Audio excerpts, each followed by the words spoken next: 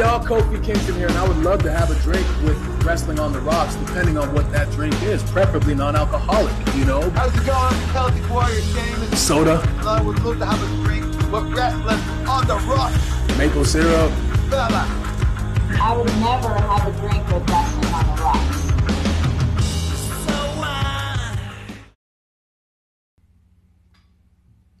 Welcome to the dive bar of the IWC. Welcome to Wrestling on the Rocks, episode 1 again. That's right, this is where every show is our first show because we can't get a single show right. We don't move on until we hit perfection. It's just how we do it. I'm at Ref Marsh. We're at WOTR, the show. With me today, MsAmandaJayne. Hello. Another one of them Thursday nights. Yeah, it's a Thursday night. Drink along. Not really drink along. It's a Thursday night chaser is what it is. We drink away the week's worth of wrestling. You just get hit by a lamp? I was trying to adjust the lighting and that was unexpected. Yeah. But yeah, thank you guys for coming up, having a drink with us, our drinking buddies. We should have another drinking buddy diving in here in a little bit. So whenever that happens, we'll welcome him as well. But until then, Amanda, what's in your glass? What are you drinking? Well, today I sound rather boring, but I will have an adult popsicle later. But for now, got a nice little can of regular Coke. And look, apple juice. Martinelli's and the little apple. Is there no label on that? It's embossed in the... Yeah, but it's Martinelli's, though. That's pretty cool. Apple juice. Yeah, Martinelli's. Good. I like I'm having some proper 12 on the rocks. A little something to sip on. I was catching up on Dynamite today, and I was like, yeah, I'm gonna have a drink tonight. Yeah, because that was... Yeah. I'll be honest, I don't know, just overall, just to even just say it up front, I was very underwhelmed by NXT and AEW this week. Yeah, I have to agree with you there. Both really kind of, I don't know, maybe because I'm still just upset that Carmelo won that belt back. I don't know. But... Like, I don't mind some of the stuff that's going on. Yeah. And there was definitely good matches between both shows. Mm-hmm. There's definitely stories moving along on both shows that I was happy with. Mm-hmm. But both shows I walked away from just being like, all right, well, I watched it. You know what I mean? Like, I didn't leave feeling excitement for anything specifically that's happening. It was more of a generalized, yep, we're doing the thing, we're getting there, right? Yeah. I don't know. We'll break it down. We'll figure out why that might be. Absolutely. Should we start off with news or should we start off with birthdays? What do you think? Why don't we start off with some birthdays because, all right, you know, why not? And also, it's a really interesting birthday week. There's some interesting people. Yeah, I felt like this week's of birthdays, when I caught a glance at it, was not just wrestlers. It shows like a wide variety of all the parts of the business. You know what I mean? Yes. So let's see who we got here. I have here. Let's see here. Well, I guess they're really getting married, but happy birthday, Tay Conti. To Tay Conti. Justin Time coming through. Cheers, our drinking buddy Justin, while we have him. He usually pops in, basically has a shot of Mountain Dew, and then goes records his own podcast, which makes sense. I mean, he's pretty good. Yeah, pops right back out. Check out the In Time Wrestling podcast for Justin and his brother just ripping wrestling to shreds. Those guys are vicious. No holds barred. I like it. Yep. Cheers to Tay Conti. Yeah, I guess cheers to Sammy because they're getting engaged. Although it's the second engagement in a year's time. I don't know how invested I can be in Sammy's fucking personal life. I already don't care about it, but they got to stop putting it on TV. Tell Tony Khan that. I mean, he gave the Owen Hart tournament winners to a couple. Well, there's that, but he also put on TV before Sammy Guevara proposing to one woman, and then as soon as he proposed to a different woman, he just puts them on TV as a couple. Like, can we just ignore Sammy's personal life? Like, I think also going out there calling himself the sex god and stuff. I know he's supposed to be a heel and stuff, but it like definitely doesn't make me interested or invested. I just go, okay, this guy's got. But He's got no Okay. butt. That's a I know problem. what? And someone told me I'm wrong. I'm like, no, I know butts. Yeah, that's true. You know I'm a butts. booty connoisseur, if Yeah. you will. Yeah. Yeah, Flip that Gordon song had "I more. Found You Miss New Booty," like they were talking about you. You know what I mean? Like you know booty. I know booties. Yeah, you Wrestling knew booties. booty. Wrestling booties. Yeah, I'm gonna define that. yeah, Wrestling booties. yeah. And that's what Miss New Booty is in Knew. New booty. She news booty. I like that. See, she liked it because she got it. I got it. I got it. I totally All got right. it. Well, Now, aren't I supposed to be the one that gets it? I don't know. yeah. No, it's fine. The lovely Deanna Purrazzo celebrates a birthday this week. Ah, virtuosa. Yeah, Doesn't she have belts again? well, she lost the Reina's belt and Natalia. But I don't think she has an Impact. Well, she doesn't have the ROH belt anymore. Yeah. I don't think she has a belt. Okay, I think never she's mind. beltless. Oh, that'll do it. Yeah. Well. I wonder if. All right, well. Who else? Who else we got? Hikaru Shida. There's a lot of AEW related wow. people this week. Well, And they've got then- 300 people on payroll. It's bound to have a lot of people with birthdays. Yeah, true. That is true. It's time for the main event. Mark Henry, happy birthday, man. Oh, And shit. I think, oh no, his birthday's on. Never mind. I thought they were going to do that. He was doing Rampage on his birthday, but no. The world's Jerry strongest Lynn. birthday. Yeah, Jerry Lynn. Jerry Have you ever Lynn? met Jerry Lynn? Nice I've not guy. met him. I've not He's met so him. nice. I've only heard that he's the best. And then Jacques Rougeau, the Mountie. Is that PCO now or no? Wait, is that? He was one of the Mounties. I know, but isn't PCO Jacques or is he the other? Let me look. I know he was a Rougeau. I thought so too. No, it is not. It's his brother? It's his brother. Yeah. Okay. Well, cheers Yeah. to him, too. Because if I saw his birthday, it would say PCO. Because, PCO No, got sure. injured tonight. That's why I was wondering. yeah. He broke his collarbone right there in the ring tonight. It's crazy. Ugh, he's a beast. Yeah. Virgil. Oh, Virgil. He's Yeah, been going through a Percy- bunch of stuff. Yeah. Hopefully he pulls through it. You losing a lot of those guys in that era, so Yeah. it's kind of sad. Yeah. And on similar note, Hacksaw Jim Duggan, he started his radiation for I think the second time. This is him trying to beat cancer again. So, yeah. Cheers to Hacksaw. He will. Oh. Oh. Nicest guy. Let's see here. Peter Avalon. See, another one. PPA. Oh. Happy birthday. Which is a very interesting thing to me because they let him go, but then they haven't because he comes back every once in a blue moon. Yeah, they've moved him from being contracted to just being paid by spot, which was also the whole point before was that they weren't going to do that, and they've just now they've definitely leaned on it. But what? Well, look They at lied the about it company anyway. now. Is it what it was supposed to be? The Not answer even is close. no. Yeah. No. Yeah.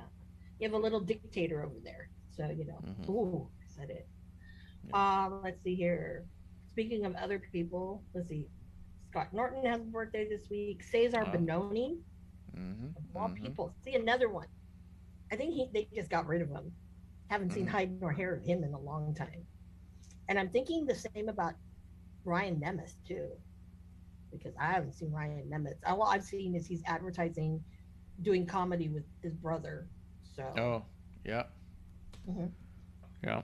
Which I'm interested to see one time. Yeah. Of course, we do have some other really cool birthdays. Ref Aja Smith. Yeah, You know Aja. how you feel about the refs? Yeah. So happy birthday. And she's great, and she's been double timing it.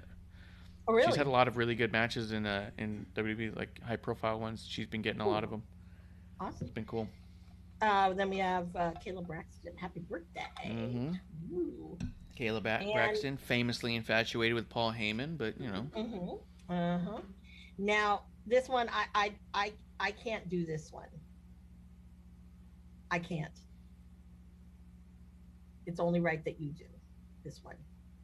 I don't know which one it is. You can't see in my thing. I can't see it. Hold on. Did I send it to you? No, you did not. Okay, then I don't know what it is. As a fan, I'm a little... I sent you the ones that I knew. Or I sent you a message. Oh my God. People can see the message if they're watching. Where is it? Why do you send it to here? I don't know. Hold on. Oh yeah. What day is that though? The 15th. The 15th, yeah, coming up. It's going to be Bailey's birthday. A Bailey-bration for us all. Happy Bay Day from the loyal sheep. Yes. She's not a fan. She went to sleep as soon as I said that. She got pissed. She's pissed. But yeah, happy birthday to that too. Cheers. Cheers. Yeah. I couldn't do that one. I had to give you that one. Couldn't do it. Oh, that's right. And then yesterday was Liv Morgan's. Yeah. We said that last week, but yes. Happy birthday again, girlfriend. Yep. Happy birthday to you. Yep. You only live once, but you have a bunch of birthdays. Exactly. Anything else? Any others? That's it. All right. Wish you all a happy birthday week. Next week is a really interesting one. All right. We'll deal with that I'm when excited. we get to it. It's very random. So. All right. Well, let's talk some new stuff. A few things did come up. Just in time said, gosh, I miss Bailey so much. Dude, with all the injuries right now going around between the whole industry, I was saying it yesterday, I wish that there was like an injured reserve list for the entire wrestling industry. Matt Cardona had surgery 2 days ago on his torn bicep, so cheers to him and speedy recovery. He is going to be at the NWA show, but he's not wrestling. That was when he was supposed to defend it against Nick Aldis. Today, Cody had his surgery to reattach his pec to his bones. Oh, good Lord. So speedy recovery to him. Phil had surgery. Phil, CM Punk had surgery on his little toe. Kept the hangnail. Got the hangnail from sorted out. He'll be back eventually once he gets his smile back. Daniel Bryan, Adam Cole are injured. Jeff Hardy seems like he's gonna be back to action this next week, but he was knocked out cold in his match. Yeah. So coming right back. But who else? There was someone else too. I don't remember. But there's just so many people injured, and Bailey's out, like you said. Like we're really feeling it now. I think on the shows now, too. Well, we're missing Sasha and Naomi for one, and well, that's different. Yeah. Yeah, but I'll have to think of it. But yeah, there's a lot of injuries going around. And I think it's prime for Leo Rush to come out of retirement again. Sure. Leo could be a top baby face for sure. A couple news things real quick. If you noticed at Double or Nothing, Thunder Rosa was wearing tribute gear. Her gear had Uvalde written on it from the school that had the terrible shooting there in Texas. She is, as of right now, auctioning off that gear to help support. I've got a little thing here too. You can go to her Twitter at Thunder Rosa and find out where it all is. It looks like GSpawn SPAWN.com is where we have the list of the stuff on there, but you can get a more direct link from her Twitter. But it says 100% of the proceeds from this auction are going to the families and victims of the Uvalde school shooting. The funds will be donated to victimsfirst.org, a registered 501c3 organization dedicates themselves to making sure. She says, I live in San Antonio. Uvalde is 45 minutes away, and I'm very, very involved in the community. The fact that 19 kids died the way they did breaks my heart. The auction winner will receive the following: the headpiece with butterflies and flowers representing the lost lives of Mexican women. I had the headpiece all day for photos and other activities, but as I was walking up the steps to the ramp to make my entrance, I banged the headdress and it almost fell. That's why I'm holding it in the photos as I walk down the ramp to the ring. Knitted robe with a Sagrado Corazon in the middle, reading Uvalde. It's a giant heart. Leotard, semi-transparent black leotard with vibrant neon Aztec-themed flowers and symbols, crafted by AEW lead seamstress and designer Sandra Gray, which she was the one who was with WWE for a long time, right? Yeah. Yeah. Yeah, well, because she did Cody's gear, and yeah, of course, that's where, because Cutler's wife does the Bucks. Yeah. The guy that does like a lot of other people too. Yeah. He, like AJ Styles and Ricky and yeah. Okay. Like Also black trunks, pair of boots, matching leotard pattern, Ice de Jesus Morales, unless you made it, and glitter remains of all the face paint. So yeah, it's a really cool deal. It's a lot of stuff that you'll be getting through it. Current bid's $5,000. If you got more than that and you're willing to get in there, I say jump on in. Really good cause, really cool person. Just in time in the chat says Cole supposedly found out he was cleared to wrestle again last night during Dynamite. All right, well, good. He's back. It's probably why he got into that shouting match with, was it Hangman? So we're going to see that again? All right. Outside of that, I did want to throw out there, because this came across my feed today, and since we do talk about referees an awful lot, Bryce Remsburg is having a seminar July 5th, 7 to 9 p.m., $40. Grapplers Anonymous says, learn how to maintain longevity, make and maintain professional business contacts to be indispensable, business psychology, and networking, open to all professionals of the industries. Yeah, I mean, that's a pretty good deal, and then you could always just take all that information and reverse it and be good at it. Hey. What? I'm just saying. Opposite day actually seminars are important. It's a good value compared to Aubrey's. I think Aubrey's was double. Yeah, Aubrey's was more expensive and even worse, I'm sure. What? I'm saying, if you're a referee at AEW, there's a really good chance you have never gave a shit. Well, no, but Bryce, I like Bryce. It's just, he can't really do what he's good at doing. He is just as phony and exaggerative and self-focused as Aubrey is. He's very similar to a female Aubrey. Yeah, he does the same shit. Aubrey's like 20 times worse. They're both really bad. Yeah. Well, I heard a rumor that a certain someone who's a bad ref, who's a female, wants Paul Turner's job. And if the Bucks have any say in it, that ain't gonna happen. All right. And I love Paul Turner. I've always loved Paul Turner. Yeah, he's pretty solid. And he's a really good dude. So, Marsh, have you ever run into him? Oh yeah, he's a really great one to talk to. To talk to, yeah. Seems good. Outside of that, Nyla Rose was on sessions with Renee Paquette, and that was pretty cool. But I don't think I have any other news. I think we covered a lot of the news. I did have something, but I don't think it's Go ahead. news. What's up? But the one Yaka, I don't know the Japanese, the Joshi ones, but the one that came out looking like a genie. Oh yeah. Or as JR would say, the Oriental girl. Sure. She had an interview with somebody, and they had a Q&A, and she was saying how excited she was to be wrestling at PWG versus Masha Slamovich. Yeah. Now, anybody who does know PWG knows that they do not like that kind of shit. Super Dragon's like, nope.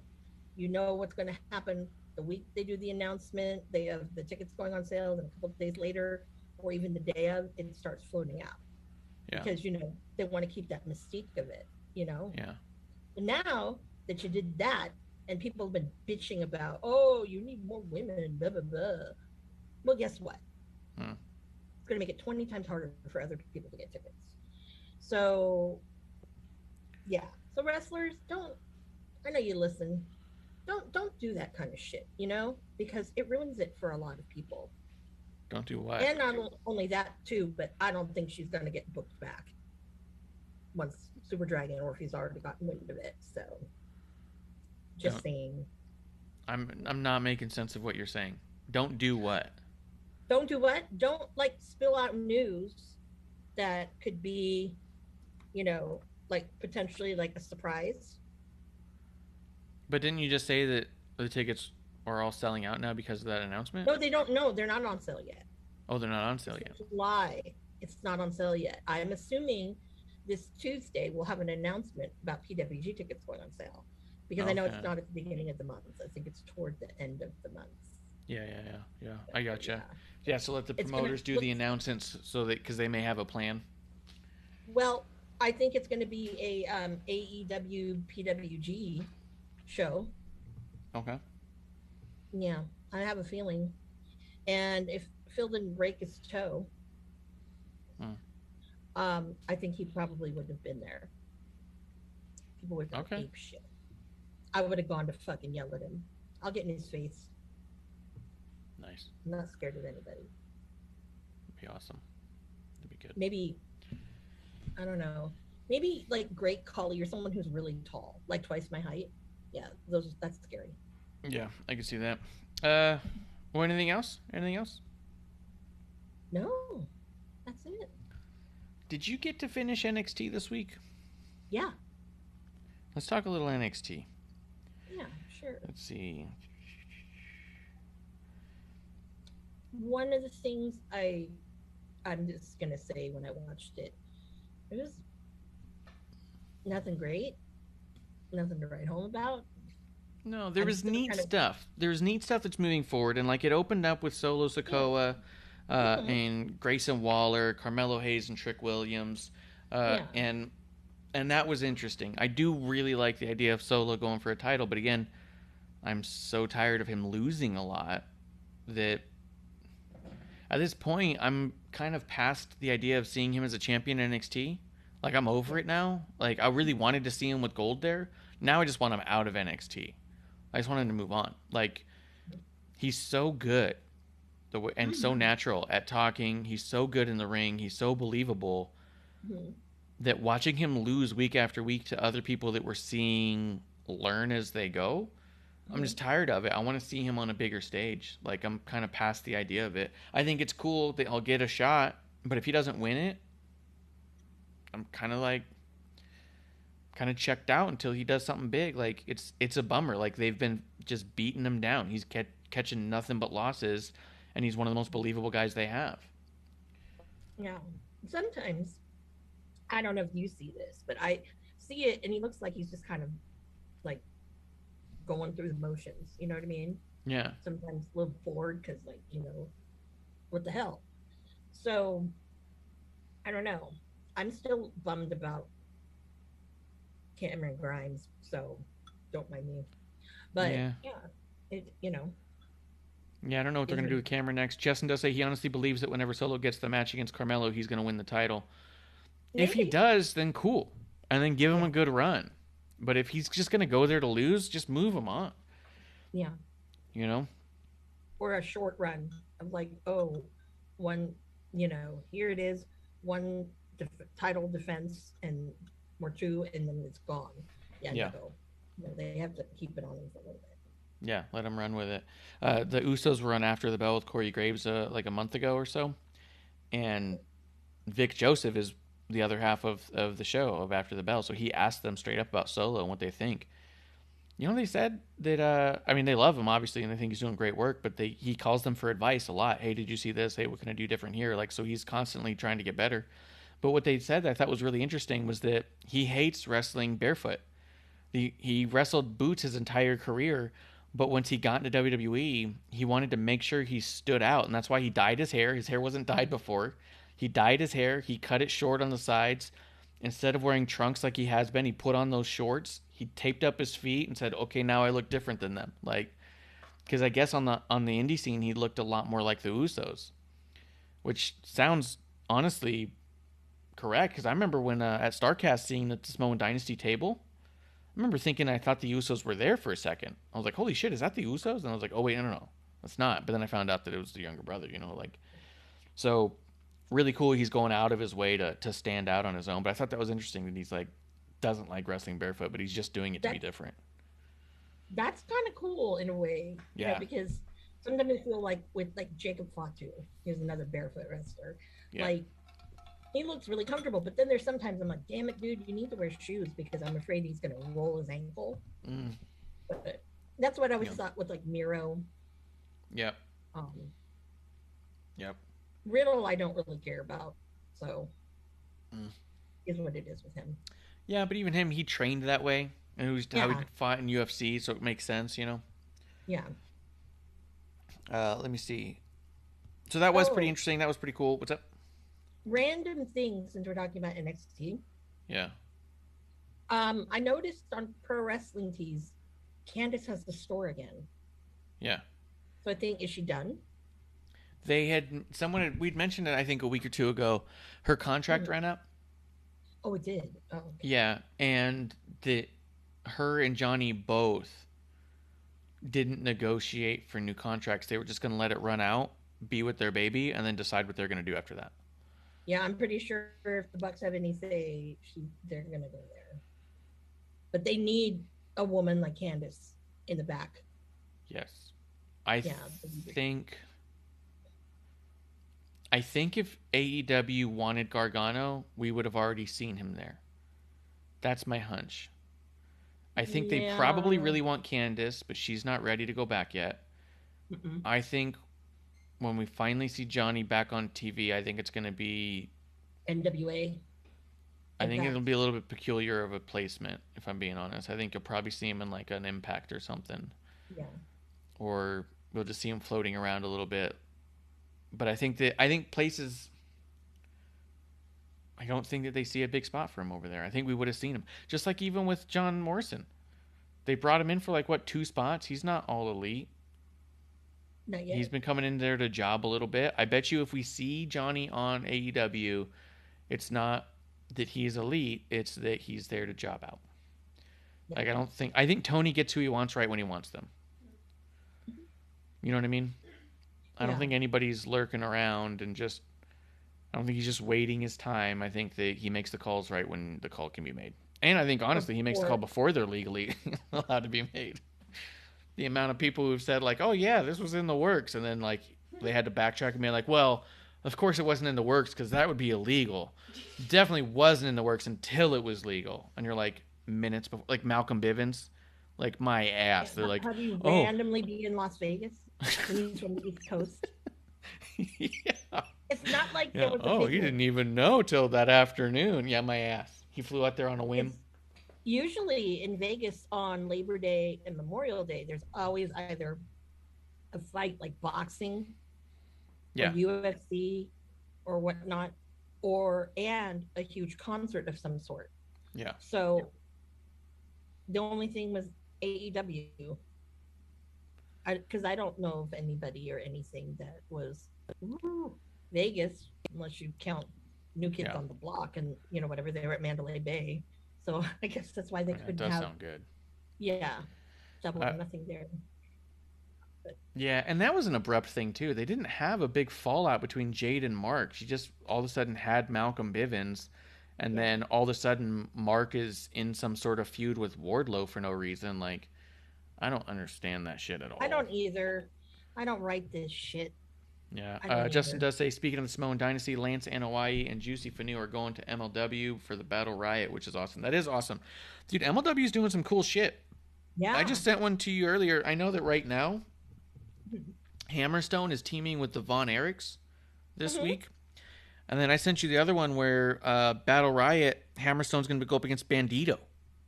I saw that, and I'm like, whoa. I'm going to have to get that one when it happens, because man, that's going to be a really interesting match. Yeah, it's going to be badass. We're as y'all know, we love Hammerstone. So yes, Hammerstone's my dude. And then I don't think we mentioned it last week, but last week former Nash Carter, Zachary Wentz, made his in-ring debut back on the scene. And Warrior Wrestling announced a couple matches today, one of which was Athena versus Kaylee Ray, which I think will be cool. They called it a dream match. I don't know if I'd call it a dream match, but definitely something to be excited for. Like, 'cause I don't know if I've been thinking for years, oh, when will they or no? You know what I mean? I think dream match is a stretch, but I do think it's going to be a great match. Oh yeah. And I only say that as I'm tired of hearing dream match thrown out there. Like when Tony called a dream match with, what was it, Dante Martin and like Fuego del Sol, and you're like, the fuck dream match? Dream for who? Yeah. That's like so a nightmare. I'm just saying, like, the term's thrown around so much that when I see it and I don't agree with it, I'm gonna rip it to shreds. But that's not to discount those two women. They're gonna do an amazing job. It's gonna be the match to watch. But I can still say the match that I wanted technically was a dream match. It happened. And so I don't refer to matches anymore like dream matches. It's like, oh, I'd like to see X and Y, but I don't refer it to a dream match, even though it's something I really want to see. A dream match is when two people are competing in realms where they can't compete. Wardlow versus MJF isn't a dream match because they're both in AEW and it's possible, right? Seth versus Roman Reigns isn't a dream match because they're both in the same company and they're both on top, so the idea of them having a match is possible. Even I would say John Cena against a Seth Rollins isn't a dream match because it's possible. Dream matches would be like the Cody versus Seth because it wasn't possible until the moment that it was, and then we got it right away and he goes, that was a dream match. Because that was two people competing in different companies who couldn't ever have a match that you thought their chemistry would probably be great. I wish we could get that match. And then sometimes it happens, sometimes it doesn't. Hogan and Flair was called a dream match for a long time because they weren't in the same company. After a while, once they had the match a couple times, no one called it that anymore. You know what I mean? So mine. Yeah. Colt versus Marty. Girl. Yeah. As you all know. They worked at the same company, but that was never going to happen. I think Delirious threw me a bone. Yeah. In that one. Well, I mean, there's other like it's when two performers who you think would mesh really well together, but are just never on the path to collide. I would give you that argument too, because it'd be like my dream match, right? Like Sammy versus KO at WrestleMania in a 1-on-1 was their dream match. It was a dream match for me. It was never that it was impossible. It was just, what are the odds of us getting there? And then when they finally did it, it was amazing. But like, I just think it's thrown around a little bit. Like Warrior Wrestling has Kaylee Ray. It has Athena. How many women do they even have in that company? It was just a matter of time. You know what I mean? But they also announced Rascals versus Nick Wayne, Blake Christian of Fuego del Sol. What the hell is Fuego del Sol doing in that little? I think he's from he's from Alabama. So I don't know. I think he just does a lot of shit with them. Yeah. Well, good on you, Fuego del Sol. Yeah, get that paycheck. But he needs a figure. I'm not gonna lie.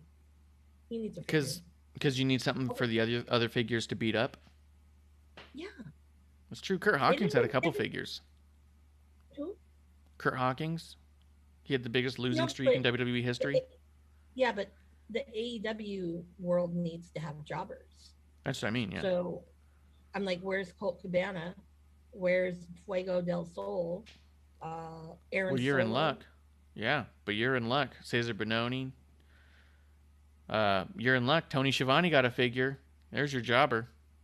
The ultimate jobber.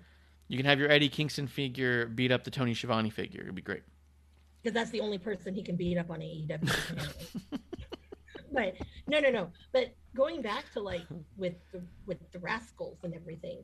Yeah. Yeah, it's a little sad that it's not, Nash Carter Wesley. Yeah. Or, now it's Zachary Wentz and Wesley and whatever. Yeah. That's still Desmond Xavier to me, god damn it. Anyways, but Myron Reed and Trey Miguel, they dubbed themselves the Little Rascals. So it's kind of cool that they're pairing up with Papa Rascal. So that's cool. I think that's cool. pretty cool. So cute guys. And Justin Time says, what? Oh. And Wesley put out a tweet for Best Friends Day, and it was him and Trey and Nash, and that was cool. Just in time to say, I wish AEW was able to debut Nick Wayne. Want to see him on TV so bad. Yeah, I got to see him perform, I think twice at GCW the weekend I was there. Pretty cool kid. pretty cool. Very Like, humble. oh yeah, he can't believe it's all happening the way that it is either. I just hope he ends up around the right people to like really help push him into that stratosphere of next big star, because I think it's very possible. But I also, I mean, who am I? I don't know anything. But to be honest, when I saw Type Flight show up in AEW, I was like, these kids have a ton of potential. This could be awesome. But then they've been in the ring with like Young Bucks and Young Buck Styles so much at this point, it's kind of a beating a dead horse. They're not getting better. They don't suck. They're not like worse, but they're not better.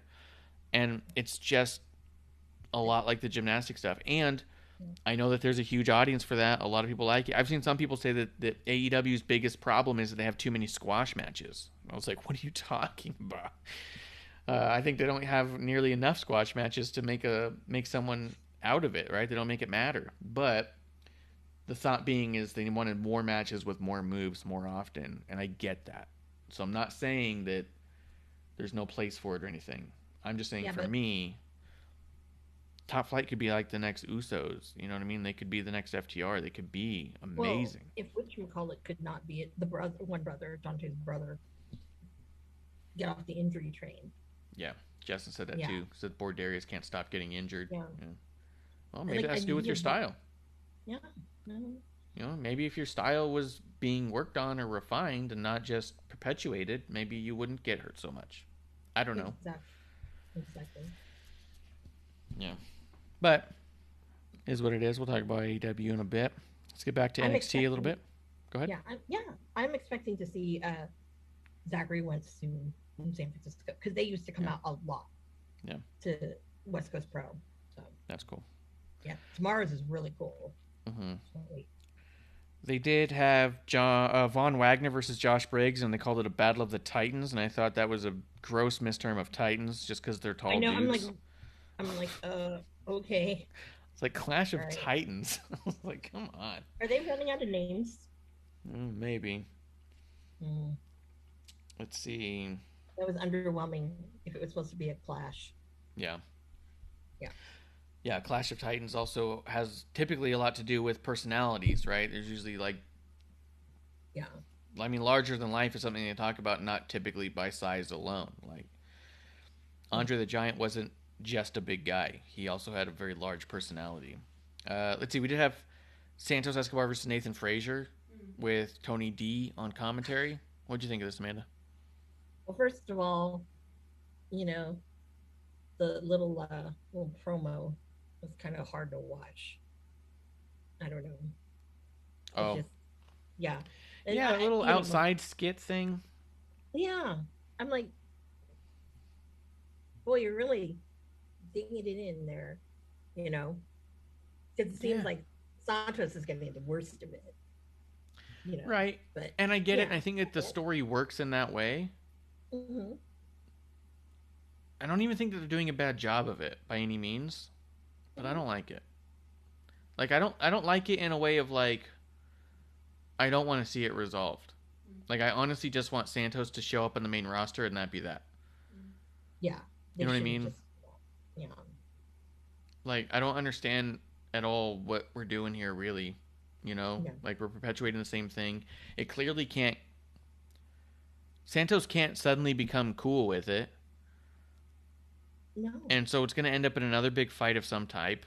Do you think we're going towards like a War Games match? And they both get one more person? Maybe. And then they blow it off that way? That might be okay. I mean, these people are all good. They're doing a good job with it, but I just don't like the Santos being part of the family thing. I wish they kind of like had their fight and went separate ways, if I'm being honest. The match did end pretty cool, though. Tony D on commentary, like yelling at Santos, you know, don't do this, do this, don't do that, do this. And then them sliding Santos the crowbar.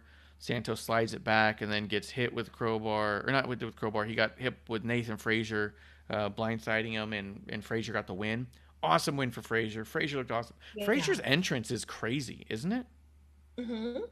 The fucking lightning bolts on the side and then the smoke, and then he rises from the ground. I'm like, Jesus. They've been having some really like high-tech entrances. Yeah. With people. So it's kind of cool to see that. I'm not going to lie. I think it's kind of cool. But oh, yeah. Yeah, no, I when they all came out as the family, I thought that was kind of weird. Yeah. It looked weird. I don't know. It is also interesting because it definitely turned Santos into a babyface. Yep. Where you kind of had two heel factions going at it, and you only kind of cared because you liked the bad guy you liked, and now it's all like, poor Santos, you know? Yeah, like, I know, and I'm like, I don't want to like a babyface Santos. You know what I mean? Like, yeah, no, doesn't work for me. Does not work for me. Yeah, something's gonna have to happen. It's gonna be crazy, but Frazier's awesome. Like, yeah, really I'm really awesome. enjoying watching. Yeah, I'm really enjoying watching it. What do you think about him using the Phoenix Splash as his finish? You know, I don't really have the like An opinion? No, You don't have to. No, I just ask. I think it's kind of nice because his trainer was Seth Rollins, and Seth Rollins used that move for a long time. Yeah. So it's kind of cool that he's like, and I think that Seth probably stopped doing it after a while because it's hard to do and it probably sucks on the body. And Frazier's like 10 years younger than Seth, and he goes, well, I'll just do it for a while and then I'll switch it up later too. And, you know? Yeah, because my body is not going to take it anymore. Yeah. But it was cool. It was cool. I'm liking it. We did end up Braun Breaker coming out talking about Joe Gacy. Forget what he was saying about Joe Gacy, but he was talking shit on him, I'm sure. But ultimately, the whole purpose of this segment was to get Apollo Crews out there. Apollo! Is he still doing that horrible thing that he was doing on the main roster? He's not, but I'm torn. He's no longer Nigerian. What is he now? Well, I mean, he still is of Nigerian descent. But he went back to talking like he used to talk, and he came out wearing clothes he used to wear. Like, he's just gone back to Apollo Crews of old. No Commander Aziz with him, so he's no longer a Nigerian prince. Here's the thing. Here's what I'm torn about. I get people didn't like that a lot, but when they were interviewing him about it, when he was talking to people about it, he seemed like he loved doing it because it was sort of like him playing his dad, you know? And so it looked like, and it came across to me like it meant a lot to him to do it. Mm-hmm. So I loved that aspect of it, and he was making it work and doing a good job with it. So for it to just disappear and then him to pop up, it's kind of like, all right, well, maybe it didn't click the way they were hoping it would, and he's fine with that, and at least he got a chance to try it and give it a go. But it's a little bit of a bummer when somebody seems to invest themselves in something and catch a little traction, and then it just dies off, you know? Yeah. Because I was a little shocked when he came out. Yeah, and supposedly the rumor is he's going to be there a while. That this isn't a one and done Apollo. That he's back in NXT for a bit. I liked even in his promo here, he said that he was called up too fast. That he wished he had stayed down longer. Kind of nice. And I like that. I like hearing that people admit, you know, maybe it was called up too fast. And Well, and think about it too. If he was still down there right after, we would have gotten him with Sami Zayn, Kevin Owens. We'd have seen him with Pac. I mean, like, we'd seen some crazy shit. Probably just seen him with Finn Balor there for a minute. Like, we could have seen him during some prime NXT years. So, yeah. It is pretty cool though. It is strange he doesn't have Aziz. So, the funny thing is, just when we were watching Raw this week, they keep referring to Omos as a Nigerian giant. The Nigerian Colossus, they keep saying over and over again. And I was like, they're really driving home that he's Nigerian, even though he doesn't have like this crazy thick Nigerian accent. He does have that like deep giant voice, and he has a bit of an accent, but not so much that, and it's not like I mean, I guess I don't know how else you present yourself to be Nigerian, right? But they just keep saying it. And I was like, do you think they're trying to push the Nigerian heritage of him so that they can bring in Apollo and Commander Aziz and make a faction out of it? Maybe. You know what I mean? A Nigerian dynasty, if you will, you know? And I thought I could see that. And I was like, I wonder if they're going to do that soon, because they were really hammering home Nigerian. And then Apollo shows up here with no Aziz, and I was like, well, that's not going to happen. I wonder if we get Aziz back to Dabbo-Kato. Oh, as a quick callback, Justin Time said, Frazier is one of 2 people I know that can hit the Phoenix Splash. The other is Rich Swann. Also Seth Rollins. Seth Rollins taught him how to do it. Damn it, Justin. He does say all in for Breaker versus Cruz at some point. And that's true, too. I'm excited. Yeah. I guess ultimately whatever they do on Raw with Aziz is what it is. But Apollo and NXT, Breaker. We could have Apollo with Gacy. Who else is in here? Von Wagner. Von Wagner. I think another one that potentially you could, I think, would be really good too is I'd like to see a program with maybe him and not have Solo Sikoa a job. Come on now, you know, that'd be a kind of cool match. Yeah. Something there. Grayson Waller, Santos, those could be some pretty cool matches. Yeah, we could do a lot here. So I'm excited for it. I'm excited like crazy to see Braun and Apollo. And I liked Apollo coming out saying like, hey, champ, you'll see me down the road. Thought it was cool. I think they saw such good success with Mandy and how she's like really flourished that I think that magic, I think they could probably do with Apollo as well. I think so too. Definitely going to I'm really interested in what they're going to do with him. I agree. It'll be interesting. I agree. Tiffany Stratton and Roxanne Perez breakout tournament. What you think here? Well, I like both of them. So for me, it was very hard.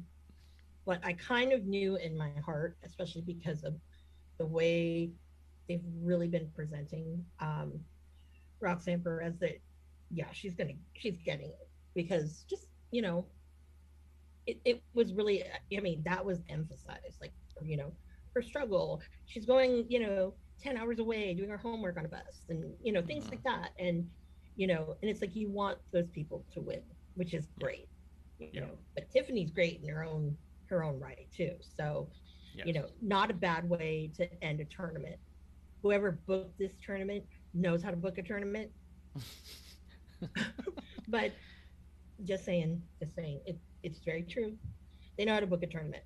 And I thought that with the women's one, it went really, really well. Like, I don't think that I was disappointed in seeing anything in particular, Yeah. like the other one. But Justin Time says, love that Tiffany's finally growing on me. All it took was pairing her with Grayson Waller to do it. Yeah, and her athleticism is incredible. I mean, she's an Olympic athlete, and it shows. Like, her form is so perfect when she does that corkscrew, like, splash.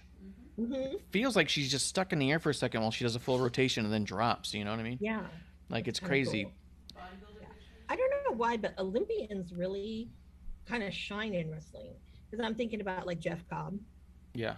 And how, and also because he's a bigger dude, how, like, smooth everything is.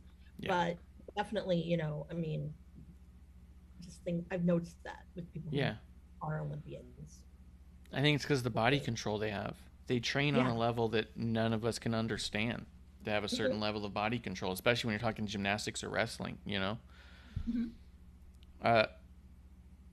Tiffany, I think Roxanne was, I know Roxanne was calling the match. Because you could see it. Because there was a bunch of times where Tiffany was like, almost like her feet were stuck. Like, they couldn't figure out what they were doing. There was a few spots that definitely got super muddled, and Roxanne was really trying to cover it up. But also at a certain point, just kind of like had her hand over her mouth, and you could just tell she's like,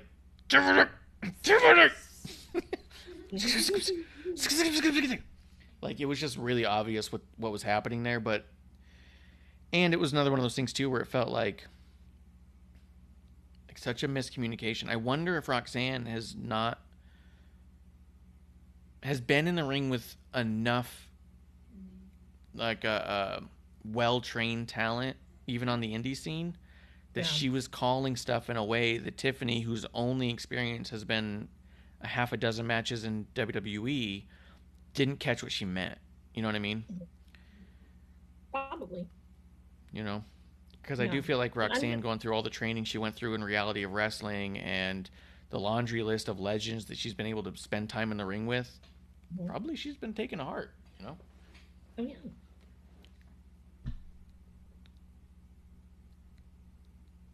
being ROH champ for a Yeah. minute. Mm-hmm. Definitely has a lot of that kind of seasoned experience. So I know we were talking about Nick Wayne earlier. Again, that's another person. He's been around now and wrestled so many of these people with different styles that it's incredible. So like the next crop, I think, in generation is going to be very, very cool to watch. Mm-hmm. Yeah. And now something I wanted to bring up here too. Let's talk about it a little bit. Especially after the end of this, you had Cora Jade come out and celebrate with Roxanne. You had them in kind of a stare down with Toxic Attraction. You have they were online at least. Roxanne and Cora have been calling themselves Team 2001, which I think is very offensive for those of us who graduated in the 2000s. Team 2001 because they were born then? Like, stop it. Well, offensive. It's bullshit. I'm not even going to ask Amanda when she graduated. Because she'll be mean to me about it if I ask. Yeah, but I graduated. Yeah. Yeah. No. But no, I have. But either way. Oh yeah. Go ahead. They're like, oh, you graduated the year I was born. I'm like, oh, piss off. Yeah. Piss off. Piss off. Team 2000. I'm all seeing them together. I'm like, yay! And like Team 2001. I'm like, yeah, boo, boo. But here's what I was thinking too. I think we're seeing something pretty remarkable in our timeline. When you think about wrestlers historically and who have inspired them historically, by the time that those people who are inspired are in the ring and at a level of which they can compete, the people who inspired them are no longer able to function on that same way, and oftentimes are already retired. You know, like, you can always make the example of Johnny Gargano right away. Like it or not, he was inspired by Shawn Michaels. He got to learn from Shawn Michaels, which is amazing, but he never got to have that match, right? Because it was too late. Yeah. We're watching a young and... Go ahead. I was going to say, it's interesting about Gargano because he's trained a lot of people who are kind of going places. Yeah. In this school, like Dominic Guarini, who took over when Johnny and Candice got signed. Very cool. There's a lot of people. AJ Gray was there too. That's great. Yeah. So I think what we're seeing now, which is really cool, is we're seeing a young enough crop of women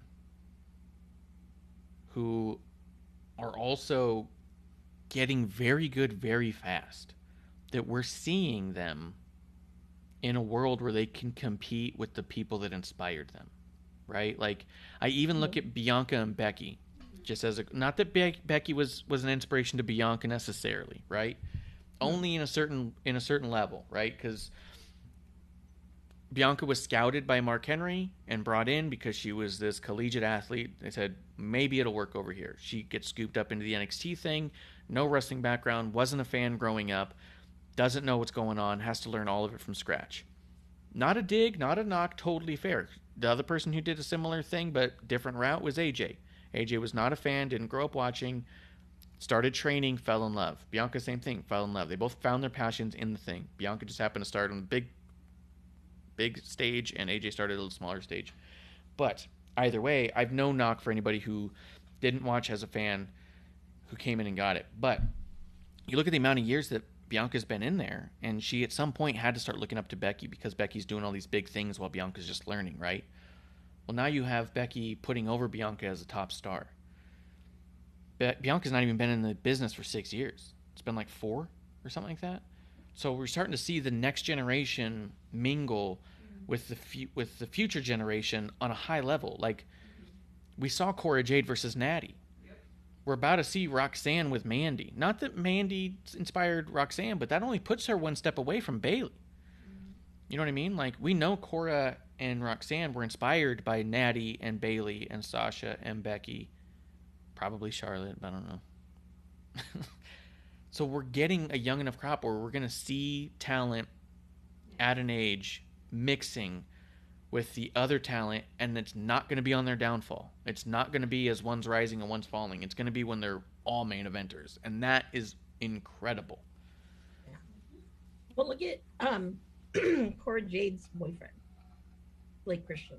Mm-hmm. He's only been wrestling for like 3 years, and you've seen what he could do, and it's like, wow, And it shocks me to know that he, because I remember the first time I saw him, and I had to go up to him. I'm like, wow. I said, he did some crazy shit. You've been to the White Claw Cultural Center, so you know. Yeah. And of course, remember the spot you were holding the ladder for your ninja friend. For Ninja. Yep. Super Ninja. Ninja Mac. Yep. Super Ninja. You're a ninja friend. I kind of like that. Yeah. But I'm a friend to most ninjas. Yeah. But that same ledge, he did this like wicked.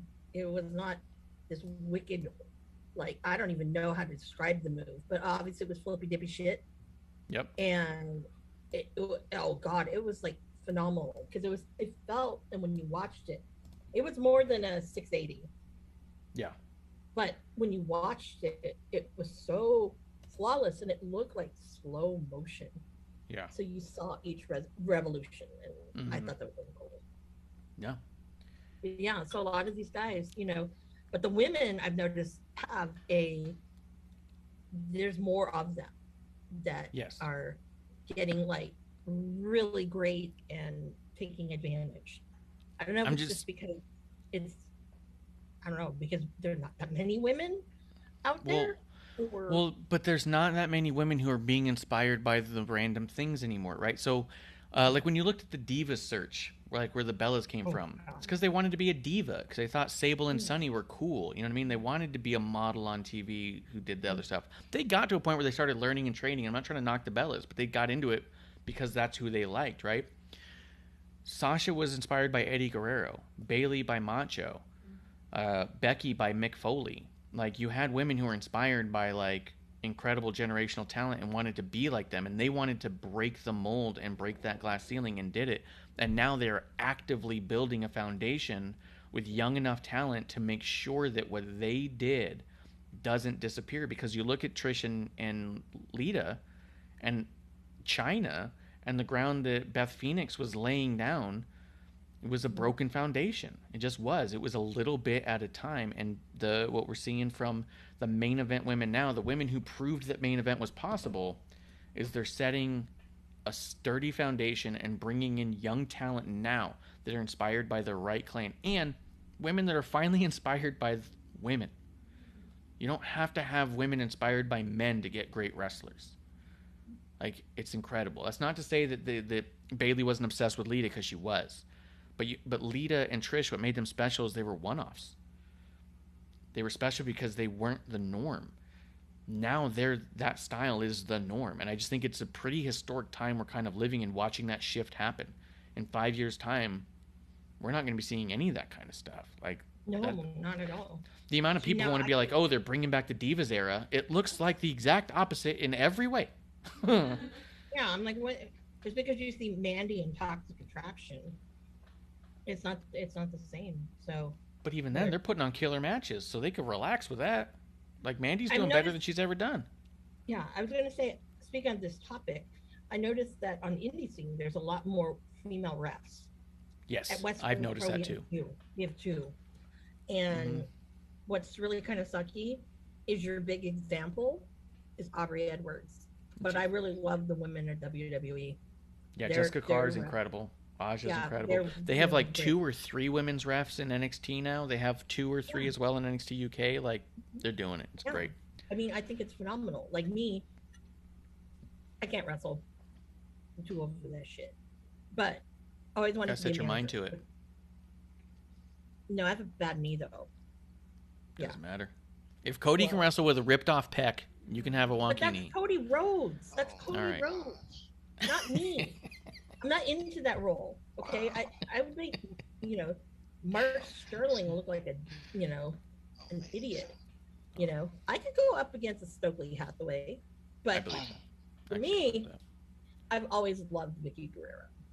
Always loved. I know people are like, ugh, but I just kind of loved her. The way she can draw heat like no other. Yeah, I think she's probably the the probably the only one who I think I can really safely say is, if you want heat, bring Vicky into it. Oh yeah, You know? that'll work. Yeah. Let's welcome to the show our drinking buddy, Mr. Shakedown himself, Shakes Montana. What's up, man? What's going on, Miss Amanda? Hey, producer lady, I heard you. He said he heard you. He said hi to you. Hello. She didn't put on her headphones. I asked her if she wanted to be linked up. She goes, no, not at all. But now she does. Can you believe it? It's offensive. That's what I have to deal with. Wait Producer till lady doesn't want to. AEW happens. Wait till we talk about that. Yeah. So did Shakes, I miss a lot? You No. missed. I know We've I'm gone late, through. man. We got through a bunch of like random news stuff, and we've been talking NXT. We talked a little bit about what's going on in the indie scene, but you heard we were just laying out there about the women's. The women's revolution happened. This is different. This is like a women's shift, like a rebuilding of the entire concept of women's wrestling. Kicking down the door and saying, look at me. Yeah, there was a revolution, but you know what? This is the fruits of the revolution. And What do you think, Shakes? Like, just to pinpoint it, the women now that is in NXT or. Mm-hmm. Yeah, and even Bianca counts too, because she's been wrestling for like 4 years, and here she is tussling in the main event with Asuka and Becky and going over. Like, you're watching the main eventers set the stage for young main eventers to be there, because men have always done that, right? We've always seen that. Like, the main event is 2 established stars, or sometimes 1 established star and somebody on the come up. We've not seen that with the women. To get the first women's main event, Becky, Charlotte, Ronda. Ronda was on the come up, I guess, but she was already a megastar. Like Charlotte, Rhea, maybe, but I'm saying, like, we're setting a foundation now where the women main eventers can bring up the next group. So by the time they're done, you have a sea of incredible main eventers already ready to go. Yeah, and I think that has a lot to do with the class of Sasha and them. Mm-hmm. They kind of put the standard and set it higher. Yeah. I think you said they idolized Lita and the Trish's and all of that, and I think that they were like, if you would say of wrestling, they're matriarchs, right? Of what's going on today, and so it just evolved from that era to the Sasha and the Charlotte era to what we're seeing today. Yeah. It's just evolving. It's just evolving. It's making the talent step up another notch. And what I think is exciting and impressive is that we're seeing a fast turnaround of inspiration. The impact of what those women did, Sasha, Bayley, and I'll just specifically call them out, the Brooklyn match they had, was so significant to the inspiration of young women that we're now seeing those women already be of age and in the ring and on their way to be in the ring with those very same women. You know what I mean? Like, how often have we ever seen a turnaround of inspiration to another person in ring competing on that same level? You know what I mean? Like, it was that impactful, that strong, that wide, that we're getting Cora versus Natty. We're getting Roxanne setting up to go up against Mandy. Like, and there's no way, barring injury, that Roxanne and Cora don't end up having a match with Sasha or Bayley at some point. You know what I mean? Like, we're seeing literal fruits of inspiration mingle, and I think it's incredible. Like, when you kind of scope out, people who were inspired by Steve Austin didn't end up in the ring with Steve Austin. He was only wrestling for 6 years, Yeah. No, I get it. It's like, yeah, idol. Yeah. It's just neat, man. It's cool to watch. Yeah. And I wish some of the older, well, I won't say older, but some of these established women that have been on the indies and things like that, like a Lufisto, Mia Yim. Actually, Mia Yim just did a seminar. It was very under the radar over here. Actually, right, literally less than a mile from where I live now. And I'm like, oh, I would have gone, just to, Yeah. see her. And it was just amazing because they were show. I saw a couple of clips, and it just what they learned. And most of, I will say, it was I'd say 75, 25, 75% of women, and they came from all over. That's so cool. And it was great to see that. So definitely, I wish that they would do more, because that's what really inspires the ones who are like right now actively getting into training and things like that. Yeah. That Thea Hale, she just graduated, and they immediately put her with Chase University. This feels a lot like we're seeing Indy Hartwell all over again. Like, just put her in the goofiest, craziest, dumbest thing we got. Right. Although I will say, Indy Hartwell being paired with Roxanne and Cora to potentially go up against Toxic Attraction could be great for Indy Hartwell. It could be everything she needs to get out of that, Yeah, I think so too. But, yeah, putting Thea and Chase U, not a fan. Couldn't care less. I was like, okay, well, I'm done with you for at least 2 years. Shakes, did you get to see much of NXT? No, I didn't catch it this week. Right. And you know what's so crazy is that I'm just starting to realize I didn't even watch Dynamite last night. I'm like, hold on, I didn't even catch Dynamite.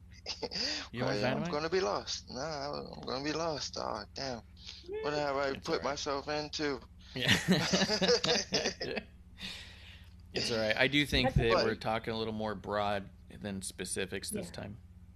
Okay, And besides, well, real quick Marsh though, has right? been watching AEW more than half the time, so That's good. Oh yeah. Okay. point. Okay. Well, then I'm not so lost, right? You're not so lost. But I just want to ask this though. Yeah. Because I noticed something on Raw, I believe, and it was a fatal 4-way. Mm-hmm. Dewdrop. Oh, Dewdrop, Bliss, Liv Morgan, and Rhea. Right. And of course, Rhea won that. But yeah, Rhea too. What I noticed in that match that I don't know if a lot of people caught, but there were a lot of tag team moves from Bliss and Liv. Yes. And they were looking good too. Yeah. Like the moves, not just them. Both of them was looking good. But yeah, like the tag team moves that they were coming up with was very creative. It was like Sasha and Naomi type. Yeah. So yeah, I saw that. I also was noticing that Nikki ASH came out with Dewdrop just to solidify them as a team still. Tag team, yeah. So it's got me a little bit hopeful that we haven't seen the last of the women's tag titles. But at the same time, if they disappeared, I wouldn't be shocked at this point. But I really like the women's tag division. I mean, I understand that there's going to be immediate criticism. There is no division, and they randomly put people together. And it's an argument we've had time and time again that it's a mechanism for the mid-card, so that's why the teams are constantly shifting. But, yeah, I think Alexa and Liv could be an amazing tag team. I think Nikki Dewdrop could be a great tag team if we actually get to see them team. But they also avoided using terms like team. And I was also speculating, because you can't put it against WWE or past them to potentially be very petty. We're wondering if they're dangling some of that stuff out there, hoping that Sasha and Naomi are watching and being like, oh, tag team, come back. You know what I mean? But I don't know. I think they'd be a good team. Go ahead. And another thing that I noticed on Monday, which was so crazy because we were speaking on it, but, you were saying how much, like, the other wrestlers in the faction of Judgment Day was more, it fit them more than Edge, and it just seemed like Edge was trying to find something to go with that, and then they turned on him. Wasn't that crazy? I was like, holy shit. Right? But, listen, Marsh, man, I knew Finn Balor was going to turn. Yeah. I knew it. I knew Finn Balor was going to do it. But I didn't think that they were going to turn on Edge, though. Yeah.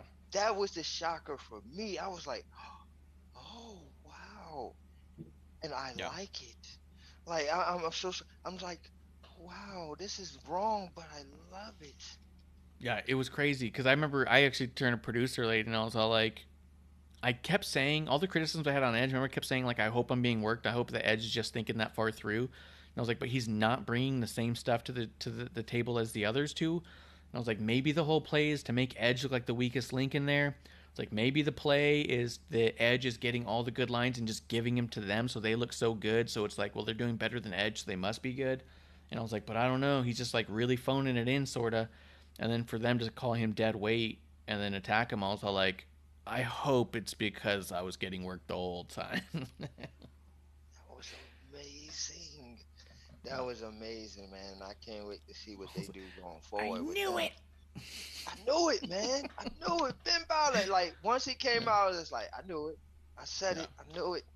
But then, like, when they turned on him, I was like, oh, wow, I didn't see this. Yeah. I didn't see this. This is good. It definitely made me more excited to see what's up next, for sure. Yeah, like when Edge come back, is he gonna team up with AJ Styles to try to take him down? That's what I was thinking. We're gonna get Edge, AJ, and Finn Balor, Damian Priest stuff. I was thinking we could definitely do that for a while. Yeah. Let's wrap up NXT a little bit here. Amanda, what are you thinking of Alba Fire?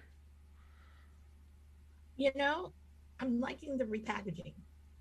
Me too. I really am. I love it. I love the fire, like the literal but fire. I think they need to.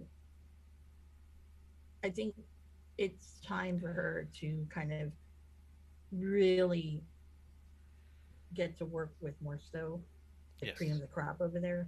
Yeah. Do you think she's going to be the one to take out Mandy? I know it looks like it's Roxanne right now, but I think it could sneakily be Alba Fire. It could be Alba Fire, but I don't feel like it's going to be. All right. Just a thought. What they going to do with the girl with the bunny slippers? Oh, Wendy Choo Choo. What they going to do with her? She did something this week. What'd she do? I can't remember what Wendy Choo did. I don't know. But they need to do something with her. Wendy will have her day in the sun. I just loved it. What she's done with like her wrestling moves. She's really kind of adapted and made a lot of things kind of go with her character, which you don't see that anymore with wrestlers. Yeah. And I love that.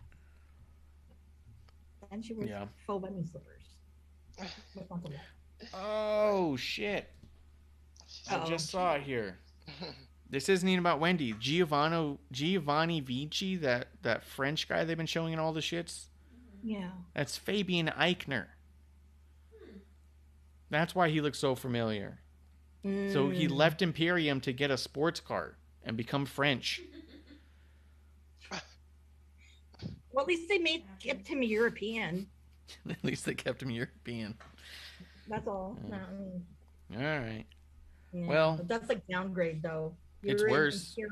And I really thought that we were going to find out he was like leaving NXT or something, and that's why he didn't show up with Imperium on SmackDown. But to just be his own French guy with a fancy watch, all right. We'll see how it goes. I guess he's good, but that's what. I wonder if his thing ends up being a lot like Cesaro's gimmick was. You know what I mean? Just that 007 type deal. Yeah, but Cesaro is so suave though. Well, we don't know how suave he fit. What happened to Cesaro? Is he hurt or did he get fired? They couldn't come to terms on his contract, so it just expired and he just left, and no one's seen or heard from him since. So he also seems like a pretty private guy, so I have a feeling that when he pops up, it'll be sudden. Yep, I know where he's gonna pop up. Pretty positive. He's Based going off back what? to the roots. I think he's gonna go to Ring of Honor because I think now there's too many people who feel that you're showing the same people over and over again. You know, and not everyone. You don't like the internet TV. You know, I'm getting bored of it, to be quite honest with you. And you know, I think that's still a really beloved product with people. Yeah. And nostalgia's sakes, because where the fuck is Samoa Joe been, by the way? Is he injured? Yeah, remember they had that whole thing last week where he had his shoulder all beat up by that basketball player? By that basketball player. Yeah. Yeah, he's just some random giant basketball player. Oh. We haven't seen him wrestle, so he's not a wrestler at this point. Yeah, well, whatever. But no, like everyone's injured, but like it's going to be like ROH alumni over there. Colts. It's going to be like watching The Wrestler, but like an entire division. Mm-hmm. Yeah. It's like when I saw Megadeth a couple weeks ago. Mm-hmm. You're like, it's like, all right, well, the old man got back together. Like when we saw Dave Davies and he had orthopedic shoes on. Oh, yeah. That's what it's going to be like. ROH is going to be a bunch of old dudes going out there. Dave Davies of the Kings. Hulk Cabana's not On old. their last Yeah, he is tour. old. Their On last their tour. last tour. Yeah, farewell tour to ROH. Yeah. That's why I don't know if I should see Billy Idol. I'm like, Not hell. Billy Idol, Billy Joel. No, well, Billy Idol too. That's coming up. Billy Idol's coming too? Oh, Do that, yeah. I seen him. I thought you kept saying Billy Joel. Maybe I just keep thinking Billy Joel. You were thinking it. I just really like Not Piano Billy Man. Joel, But that could kill Elton it. John. He's It doing could. his last one. Elton John's his last had- one. Yeah, and I had to ask, is it like Cher where she's like retiring? Cher and Leo Rush. Those are the two. I worked on Retired. two of Cher's farewell Cher's Leo farewell Rush. tours. What was that, Shakes? Nah, I'm saying I love Leo Rush, man. Leo Rush. Everyone does. Yeah. Yeah. Now that everyone's injured, we were talking about this earlier, that, hey, Leo, can you come out of retirement for a little bit? There's some spots for you. Yeah, he could take the Cody spot probably. Holy spot. Oh man, that We'll That's talk a good about that. transition. We'll talk about that in just a second. I I just want to know if you had anything to say about, because we sort of like tapped on it, Solo and Apollo as a tag team against Mello and Waller. I love the Yeah. idea of Solo and Apollo as a tag team. I know Yeah, it's I do Solo too. Sikoa for a reason, but Mhm. that could be I do really too. cool. I was thinking, why didn't you let Trick wrestle? I don't know why he won't wrestle. He's really good the couple times we've I seen him. know, and that bothered me, you Yeah. know. But yeah, Yeah. that's all I got out of it was I liked Apollo and Solo, but I'm like, why? Yeah. Why doesn't Trick wrestle? That's a good point. No, you got me there. But yeah, talking about Cody, I want to hear from you guys a little bit. Amanda, you got to see the Hell in a Cell match. You got to see some of the promo the following night. Oh wow, you did, huh? Yeah. Cody with a pec removed fully from the bone. Yeah. Ugh. Just boneless wings. Oh, that's gross. He's got a chicken nugget for a chest. Stop it. Oh my god. Boneless wings. Yeah. God. Boneless wings, Cody Rhodes. I hope they make a figure like that where it's just swollen on one side. If it was AEW, they would. You know that would. Yeah. See? Yeah. AEW would have. They definitely would have done it. Yeah. Boneless wings. He ripped his pack right off the bone because he wanted to prove a point, probably. Someone dared him, I bet. Because if you double dog dare someone, they have to. So that's why I think what probably happened there. He said he wasn't going to miss the match, and then he didn't. So now there's a bunch of uproar online, whether they should have, whether he shouldn't have. I'm under the understanding, and what the fuck do we know, that Cody really wanted to, and other people have said that Vince should have put his foot down and said, you absolutely won't. We also know there's a ton of doctors around. The other rumor going around is the doctors said, hey, you got no bones, dude. Like, you can't make it worse. Like, you did the worst thing you could do.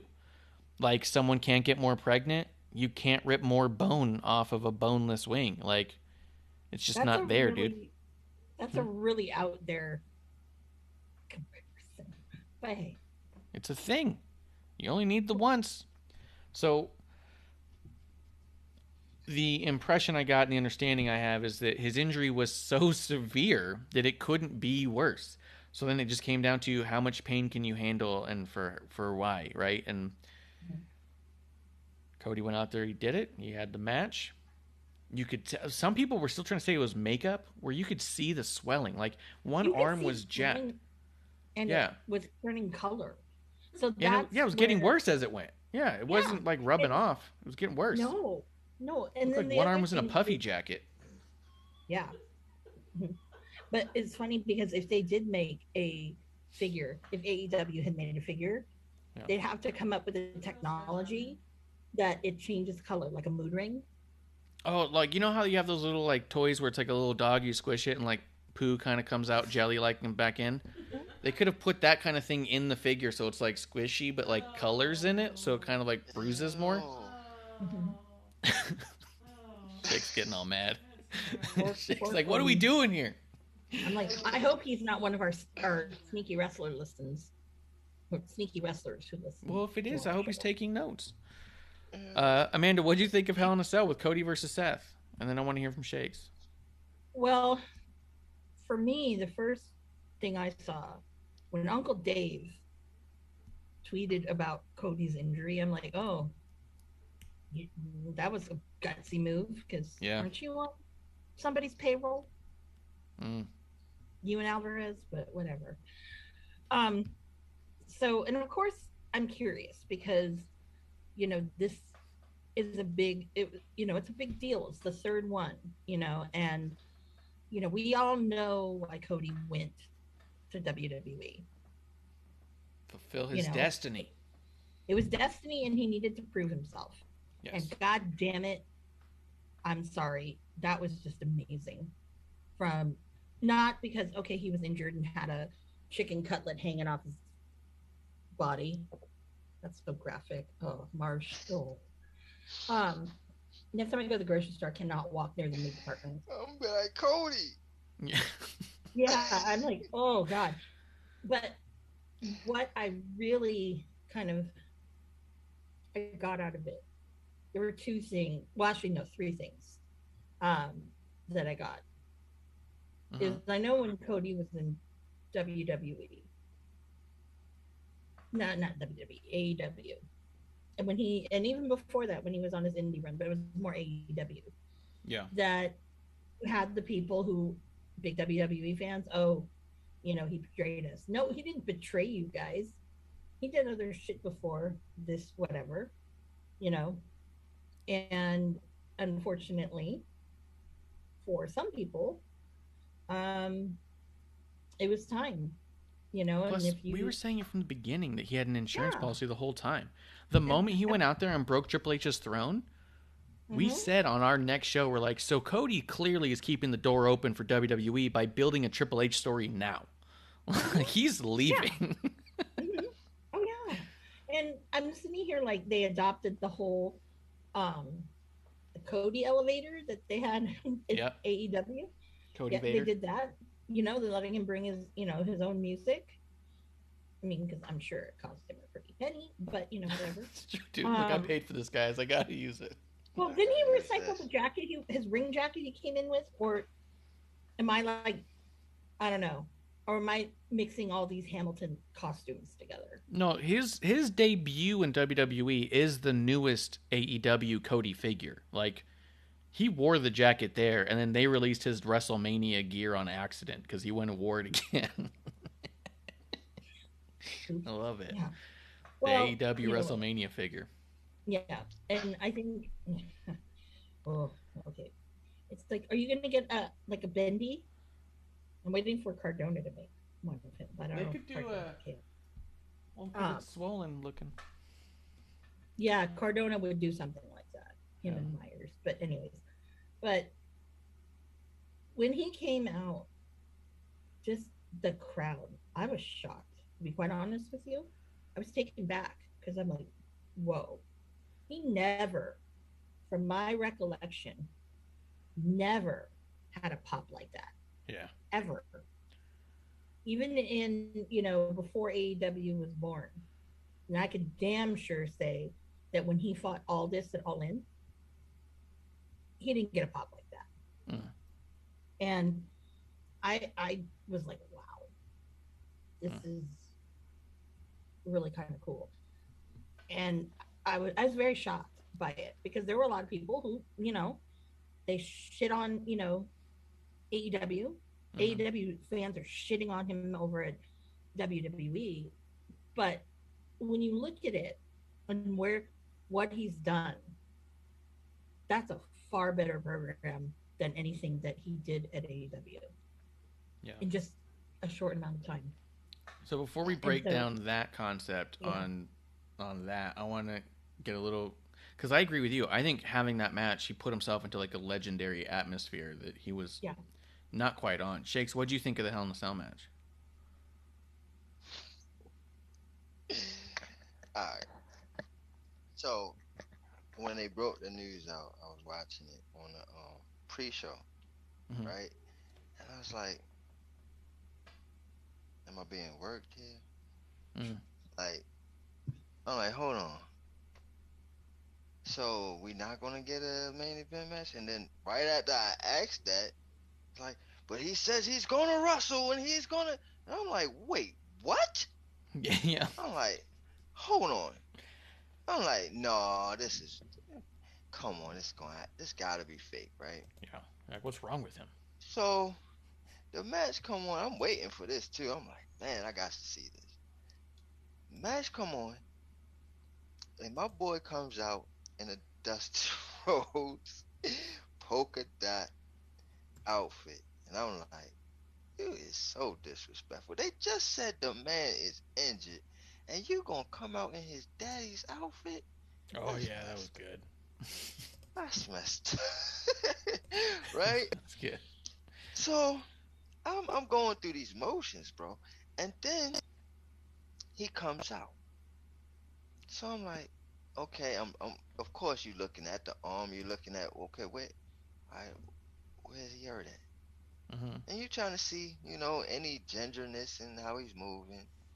He's a little ginger in his intro, Yeah. but he's still pumped. He's still hyped. So in my mind, we got a little thing that we say on the Shakedown show where we like, man, hit me with that cortisone shot, man.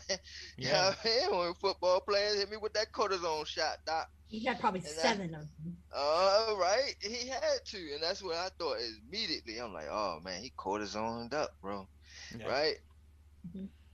But then when he took that jacket off and you see the discoloration, I said, oh hell no. He can't wrestle like that. Yeah. He can't. No, there is no way he can wrestle like that. And if he does, all hats to him. And I get that it means that much to him. And just off the effort alone, Mm-hmm. let him be in the heavyweight title contention match. Yeah. Because that is gutsy. Yeah. Man, listen. I'm a tough dude, bro. I ain't that tough, but I'm a tough dude. Mm-hmm. If that was That's going true. on with my arm, I'm telling you right now, I'll be calling for your God, my God, whoever Mhm. God needs to be around. I need help, miracles, please, Dr. Wu, somebody help me, okay? Because I need help. That was serious. Yeah. And then the whole time I'm like, okay, let this just be a short match. Because the whole time he's taking these bumps and bruises, I'm like, oh no, oh. And Seth was not being merciful at all. He was Mhm. going at it. He was going at that arm every time. I said, please, Cody, just give up. Yeah. The just first stop. pin, just let him win. Just let him Yeah. win. You did enough. And he did not. All the stuff that he went through and he would kick out, I was like, why, Cody? Why? What are you doing? Like, listen, man, I get it, but you are causing and shaving off years of your career. Do you not understand that? Like, I get it. We all get it, okay? We get it. You are Dusty's son. You Yeah. are his boy, okay? You have guts like no other. But man, you should have kicked out the first time. And for you to kick out all the rest of the times that you kicked out, I was like, oh my gosh, this guy is crazy. Okay? Yeah. He is out of his mind. Mm-hmm. I said, please, Seth, somebody, just end it, please. Just end it. And when I seen him grab that sledgehammer, I said, oh man, somebody gonna die. Somebody gonna die. You're just like, This whole match, I was in an emotional wreck, bro. I'm like, oh, I can't watch it, but I couldn't look away. Like I couldn't watch it, but I can't look away. Like that's how it was. Just amazing, amazing match, amazing. So much guts, and Seth Rollins as well to sit there and to be that ruthless. yeah. You made it that you are one of the worst heels of all time. And Oh, yeah. even after that match, in the next night, what you done, even top that. Yeah. So shout outs to Seth Rollins for being one of the greatest heels of all time. It was amazing. They both could stop tomorrow and be Hall of Fame ready. Yep. Easy. You know what I mean? Like they just from that alone is like that is gonna be forever. You know what I mean? Like that was the Foley off the cell moment for Cody. Yep. You know what I mean? Like That's always going to be remembered. Always, you know. Yep. And I think for me, it was more like he's not going to have an arm. yeah. Right? He's not going to have an arm when this is done. And if I'm not mistaken, Cody's a right-hander. Yeah. Just Yeah, gotta so he was learn having to the do stuff right reversed and shit. It was crazy. Mhm. Watching him like do his own moves reverse. Nuts. Yeah, I couldn't believe that. I was just in awe. Like I was like, is he doing the crossroads the other way? The first time he Yeah. did it, I'm like, Then I he mean, did the that's- pedigree. I mean, you Yeah, when you pedigree. see people get injured, like let's say a Kenny Omega, because apparently he's been injured for a long time in wrestling. You know what? he still would do the same things. It wasn't as polished, but shit, Cody was so polished in those moves in reverse that it was like Yeah. it blew me away. Yeah. I was like, Jesus Christ. I mean, I gave Cody a lot of shit in AW because all his long-winded, oh, Cody's gonna talk again. Where's my I don't know, waffle appreciation day t-shirt, Yeah. with All of his proceeds going to charity I don't know shirts. what. Yeah, his charity shirts. Yeah, the Black know. History Month one was the worst one, I thought, where Cody was the only one who had a shirt that went to a Black History charity or NAACP or something, and I was like, Cody, seriously, stop. You're making I- everyone look bad. I'm But I surprised think- WWE doesn't let him do that Yeah, there. still do That would stuff. be great. But I Isn't think that that good shirts? so, like, to go back to your original like kind of topic was this level of Cody seems different. This, even though Cody was a top guy in AEW, he didn't feel nearly as special as he feels here in WWE. Like,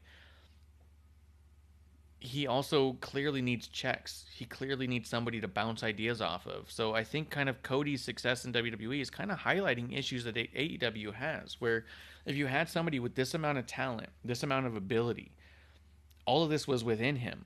And here he was in a company that lets you, quote, do whatever you want and get yourself over and gives you another platform to be a star. If Cody was capable of this all along, why didn't it happen in AEW? And it's because their system is not conducive to someone actually doing that.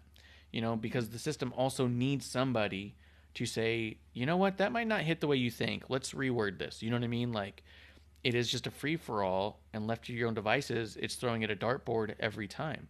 That there needs to be a singular vision that people are working towards, but Oh, yeah. because I saw people talking, think- does this prove that AEW doesn't know how to make stars? Does it prove that he was underutilized? And, all those conversations are worth having because they're fun. But I think more than anything, what it shows is that AEW is not conducive for top stars to make themselves big. You know what I mean? Yeah. Because he was given all the freedom. He was EVP. Yeah, but even sometimes that Tony had the last say. Mm-hmm. So, and I'm sure that, Cody is really like, dude, like Cody tried. He tried. I think the Bucks just like, whatever, and give up.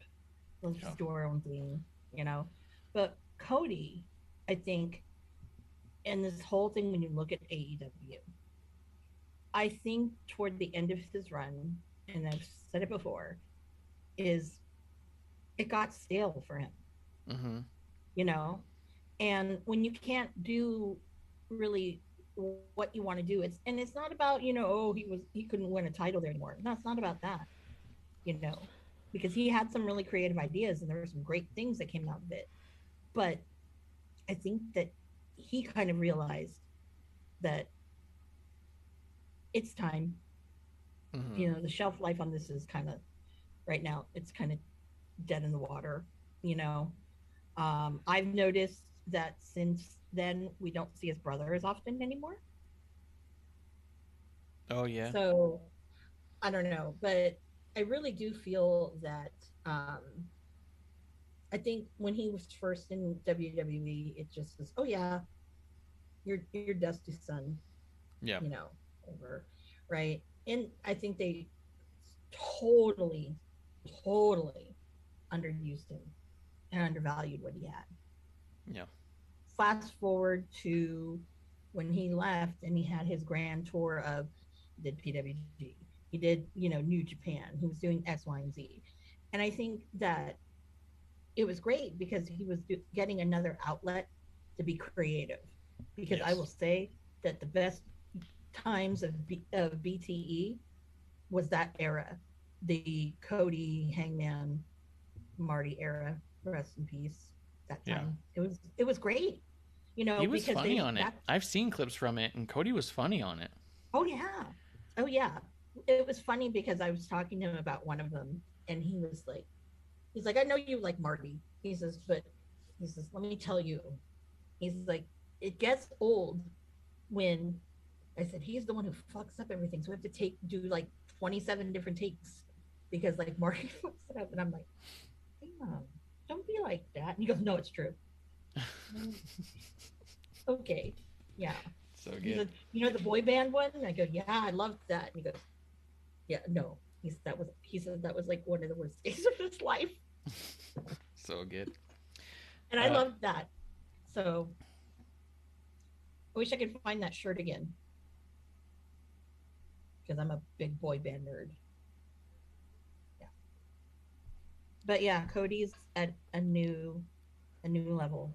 Yeah, Where I he think can that go match back put to him into a whole AEW. other tier. No. You know where he's going? I think he'll go next. Freddie. You think Because I Cody's think going to end up in Freddie- Freddie's promotion? The fuck And are you know what? talking I'll about? tell you what. I think How that- drunk did you get? You had one popsicle. I didn't even eat the popsicle yet. Oh, well, get drunk because you're not making sense. Okay, you want to know why I think he would go to Freddie Prinze? Because Freddie has that kind of the vision that All Elite Wrestling was supposed to be. And I feel that, because obviously Vince and company, they're not going to let him do what he did at AEW. No. He doesn't need 'Cause to. I This is think he better really- than that. Yeah, but I think he really enjoyed that behind the scenes thing and kind of that mentorship he provided to some people. I really do think he likes that. So that's where I kind of seen his path because he's done it all. Well, in the interviews he's given the exact opposite impression. He determined that he did not want to be a behind-the-scenes EVP type.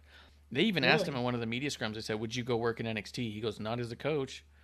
He's like, I don't want to do those things. He also said not at the PC, but that was because his dad worked there and it is emotional for him. But yeah, he said that he didn't, because even Austin asked him on Broken Skulls about being an EVP, and he goes, yeah, I don't like it. Now, he talked about some of the relationships and being a mentor to people and still doing that, and that much he liked. But as far as like running stuff, he was not into I'm it at talking all. about, but having that ability to kind of be in there and kind of help build some of these people.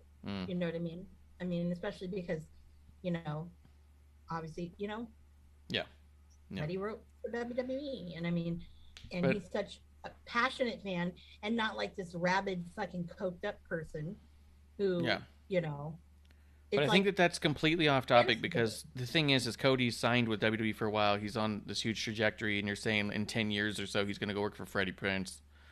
Like, his contract is going to be for the next several years. He's not going to jump ship as soon as he gets the title one time. No, you know what I mean? no. Shakes, do you agree that Cody kind of launched himself into a whole other like stratosphere of legendary status here? It did. It did. It put him in a realm that, like I said, automatically he should be in a heavyweight contender match, right? You know what I mean? As soon as he gets back, he should be there. Yeah. And this puts him in that realm where Triple H and Shawn Michaels, those guys. He may not be where his father and Ric Flair is yet, but that next tier under it, where you got the Triple H's and the Shawn Michaels of the world, that's where he just put himself at. Yeah. I agree. It was kind of wild to watch. You knew you were watching like history. Kind of reminded me of when we watched Becky when she did the invasion and she got her face broke. You were watching it and you're like, oh, this is history. This is going to be notable for a long time. I think that was the same kind of impression I got watching the Cody match. And I agree with you. Seth was incredible. I think that this is something you could study. One of the conversations people are having over there is, do you guys think it sets a precedent or a bad example for the indie scene or other companies to push people to perform when they're injured? Oh man, I don't know. I mean, like, I don't think you should have been out there. I don't think he should have been out there.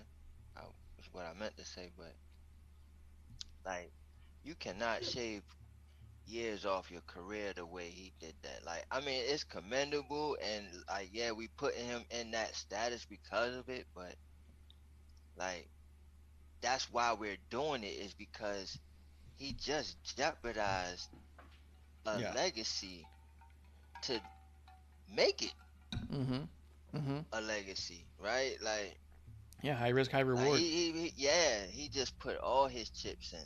He just put all his chips in, and he came out winner, right? Like, that's how it happened. But not everybody can do that, and everybody shouldn't do that, because there ain't nobody or everybody is a Cody Rhodes that is sitting there that can jeopardize something like that, man. I mean, some people got families and kids that gotta take care of, so that's a tough thing to ask, man. I personally don't think it makes a difference whether he did that or not, especially when you look at the indie scene, especially when you look at, like, Kenny Omega was wrestling injured the whole time that he was champion when he finally lost it. That's why he's been out as long as he has. He's had to do so many surgeries because he was injured the whole time. You just didn't see the injuries.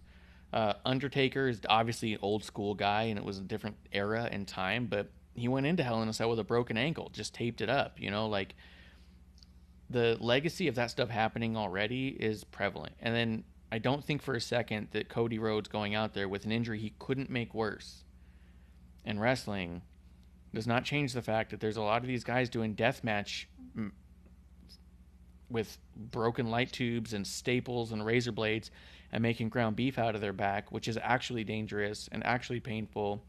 And, well, not that what he did is not painful, but, like, much more extreme than anything they're going through. I mean, Nick Gage's legacy built off the idea that he died in the ring one time and tried to go back in, and his heart stopped. Like, Necro Butcher had to stop because he, like, lost sight in an eye during a match. Alex Zane just had glass in his eye during a match and nearly lost sight in his eye there too. Like, I think that they're doing plenty dangerous shit on their own without the idea of Cody Rhodes wrestling with an injury that couldn't get worse.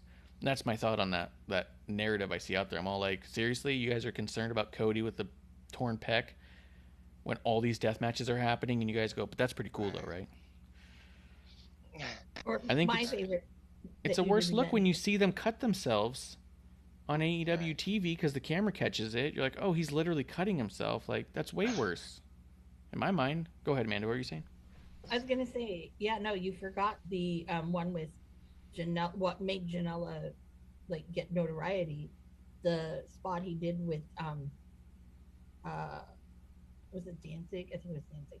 Yeah, off the roof Mm-hmm. into that truck, the pickup truck with all the Yeah. barbed wire and the fire and all Yeah. that shit. Joey was okay, but damn, the other dude broke his back. Yeah. And I mean, people do some crazy ass shit. Yeah. Okay. And do you think that they were inspired by Cody Rhodes wrestling with a hurt pec?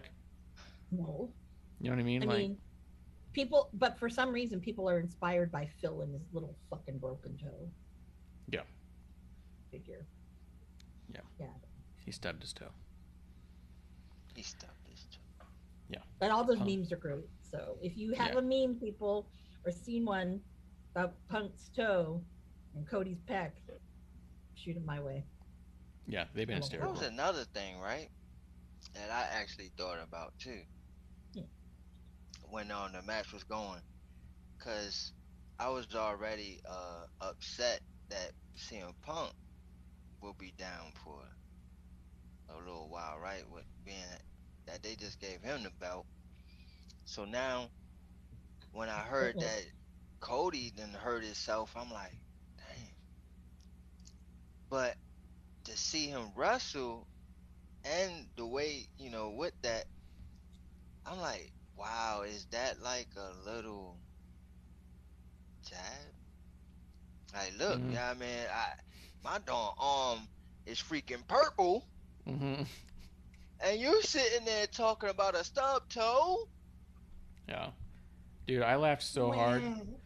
The pictures that they put side by side where Cody with a torn pec and is just sitting there like ready to fight in the Hell in a Cell, fucking fists. And then it says CM Punk with a stub toe and he's sitting there with eyes crying, just like, ooh. Yeah, it was funny. I had because I was text messaging a friend back and forth during the end of the match, and I'm like, damn.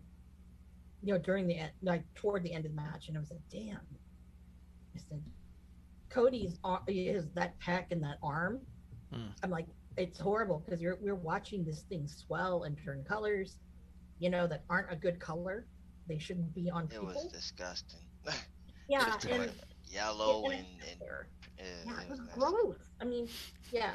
So that's why I don't like the chicken cutlet thing or the boneless Yeah, chicken thing. I'm yeah, like, the oh, boneless wings. Yeah, Cause boneless wings, yeah, yeah. that was it horrible. gave me a great vision. Like, I was like, oh yeah, that definitely looked like a Yeah. chicken cutlet. And I'll tell you, I had said, God, I said, fucking Phil crying about his broken toe.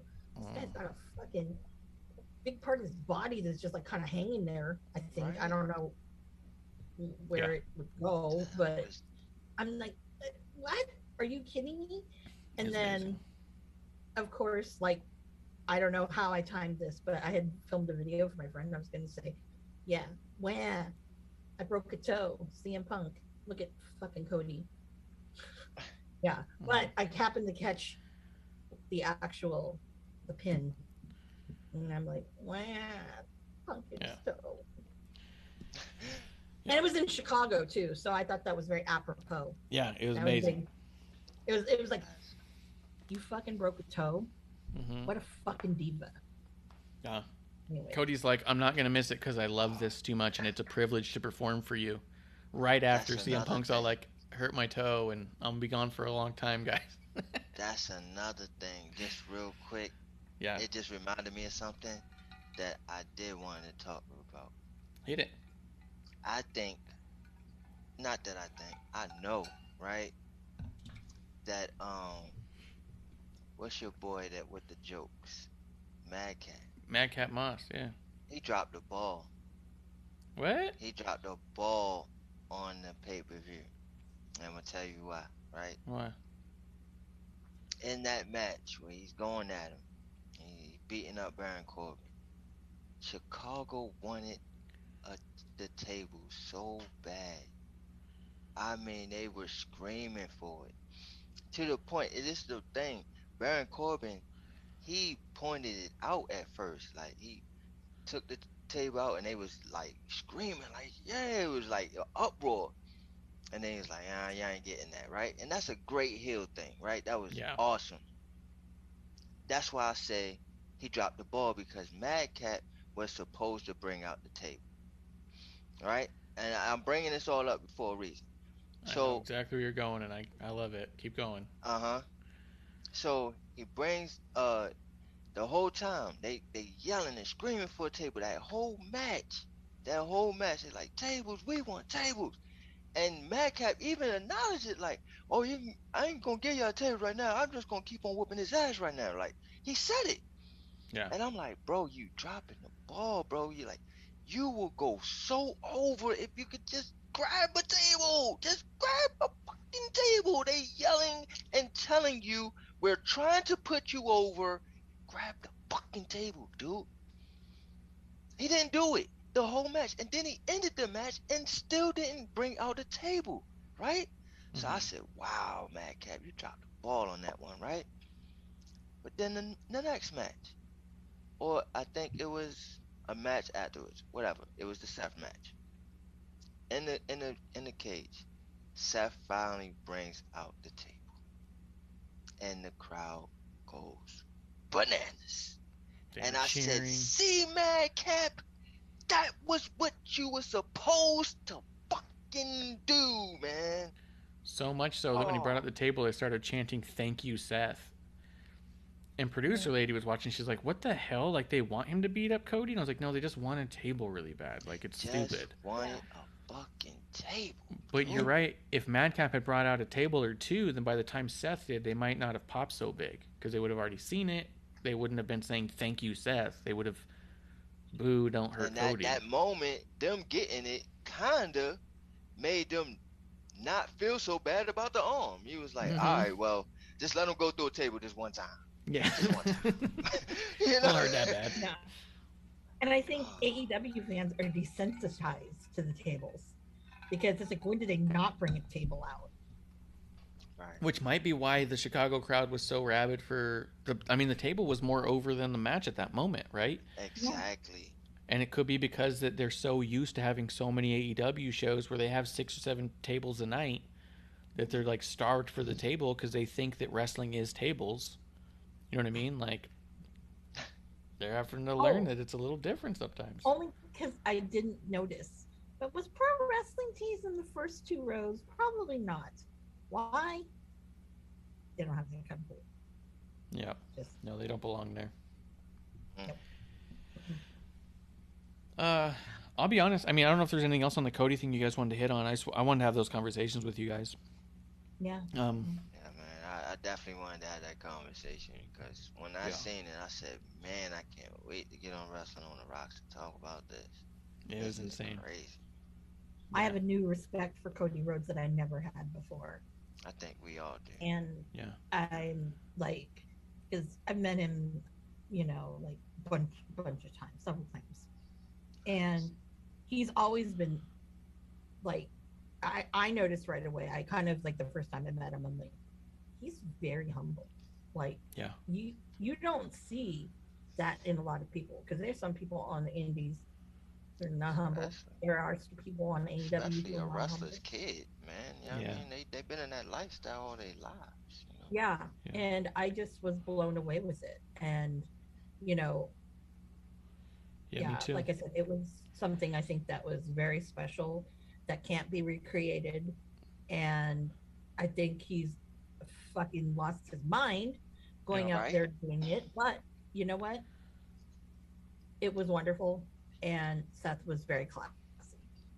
Yeah, it was crazy, it made me clap. I'm sorry, right? Yeah, but it made me clap, and I was like, you know what? Good for you, Cody. That's true. Shakes doesn't like the good guys. You like Cody that night. Yep, I did. I was a fan. Yeah, honestly, I think Seth also different level of respect watching him take care of Cody the way he did. He did, yeah. And making sure Cody got to have his moment, like incredible. I met Cody one time, and it was at Double or Nothing the first year. And when I went up to meet him, I had just met his brother. I'd met Dustin just before I went to go meet Cody. And Dustin would not stop talking about how much it meant to him to have that match. And one of the first things Dustin said to me is like, "Can you believe that Vince wouldn't let me have that match?"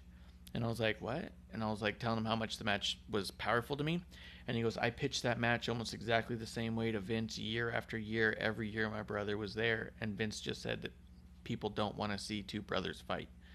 And he said, and every year he pitched it again, and Vince would be like, no one wants to see that.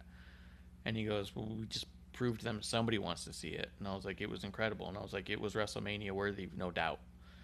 And you could tell Dustin was just emotional about having that moment and that match. Well, I go over to meet Cody, and I wasn't a big Cody fan before that weekend, to be honest. And I even went up to Cody and I was like, look, this isn't going to be a popular thing to say in this given moment and environment, but I did not walk into this weekend a Cody Rhodes fan. I was like, I have respect for you, but I was like, I just wasn't a big fan. And I was like, but after last night, you made me a real big fan. Like, you've earned yourself a fan. And I was barely able to get much of that out. And he just kept saying, like, isn't it great that my brother got that? And he was like telling me about how it meant everything to him to get his brother there to have that match in front of their fans. He goes, my brother's never performed in front of these fans, and I wanted to make sure that he got the chance to have this match and in front of these fans because they'll eat it up.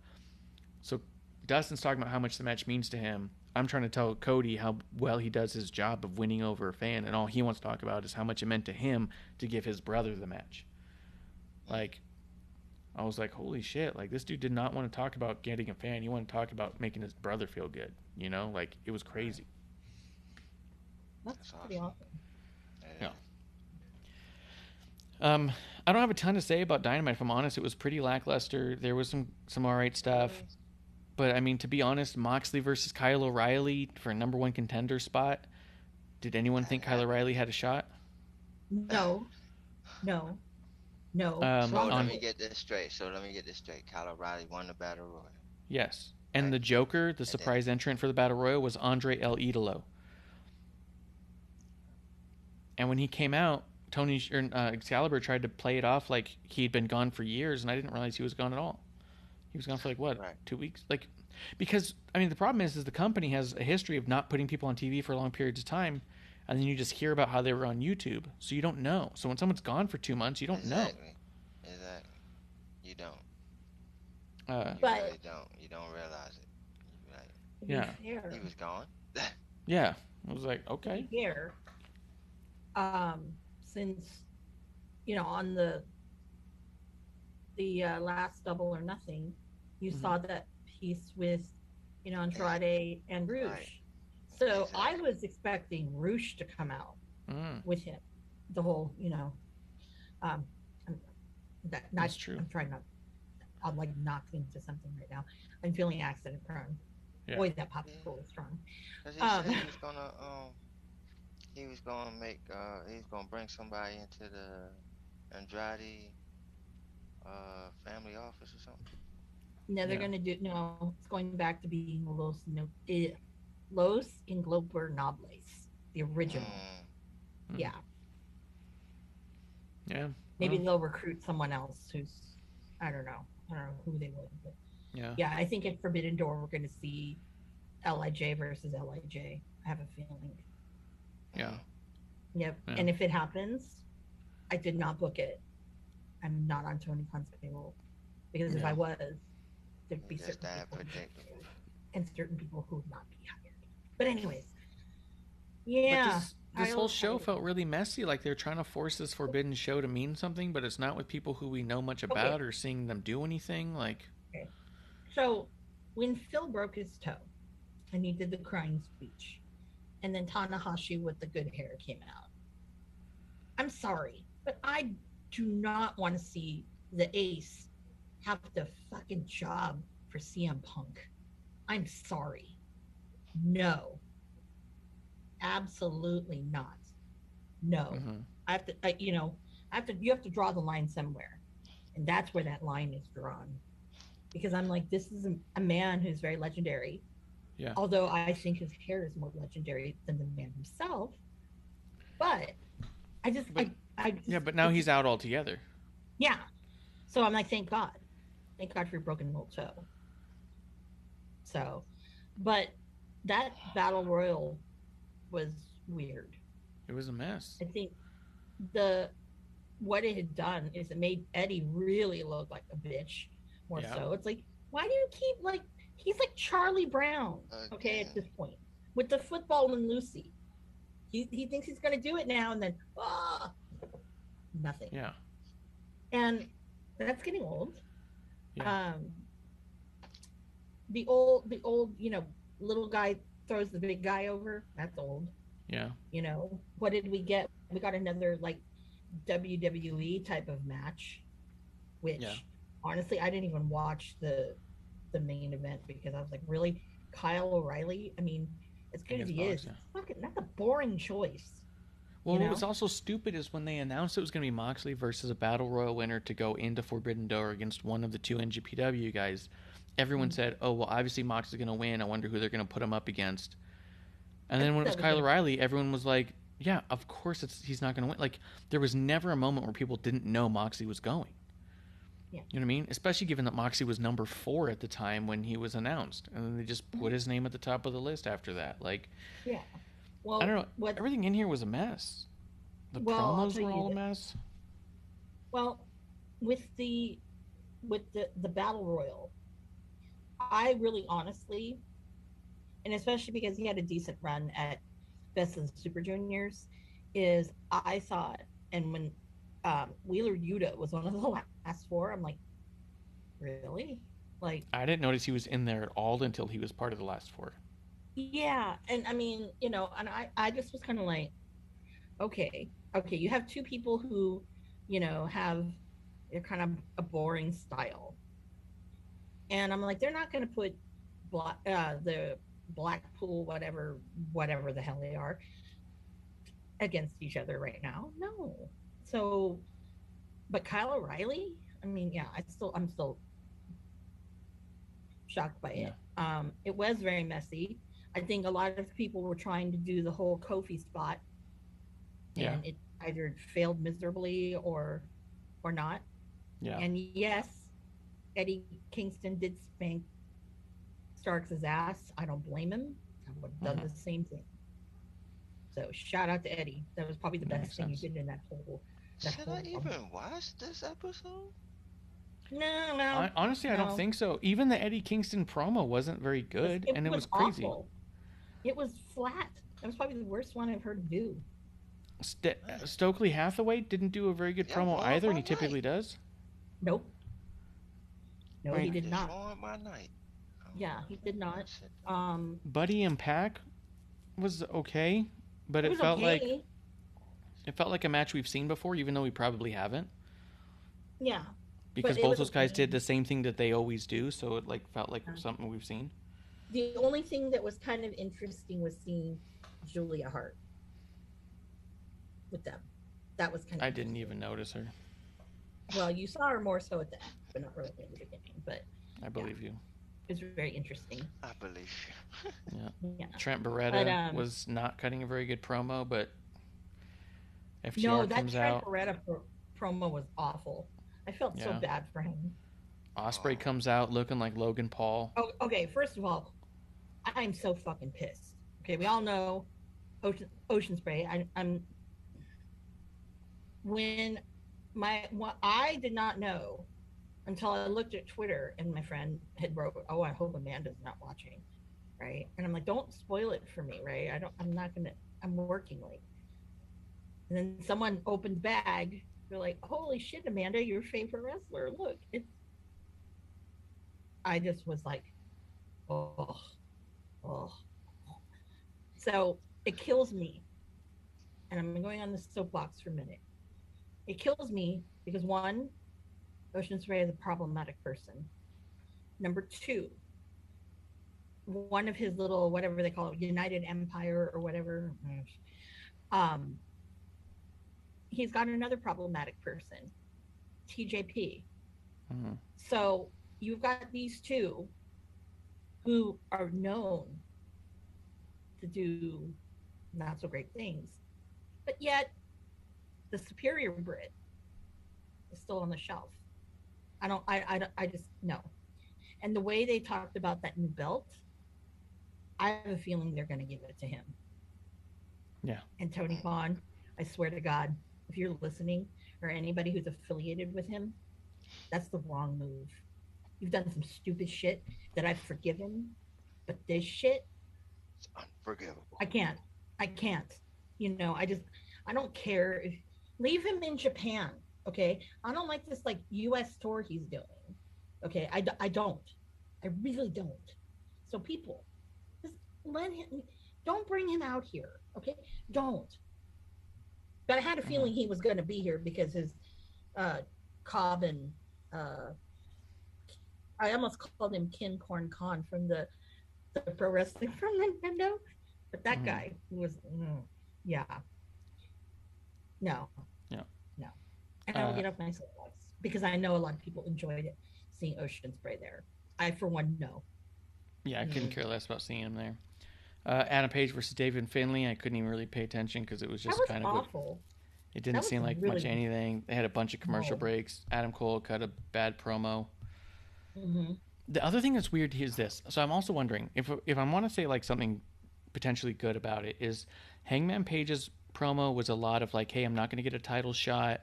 Powers that be, this, that, and the other thing. And I'm wondering if this MJF storyline that they're telling is building a 4 pillars style faction to go up against an ex-WWE guy style faction, right? Because the other thing we got was a terrible Young Bucks promo that had Jurassic Express and Hardy stumbling over their lines, and it was really weird.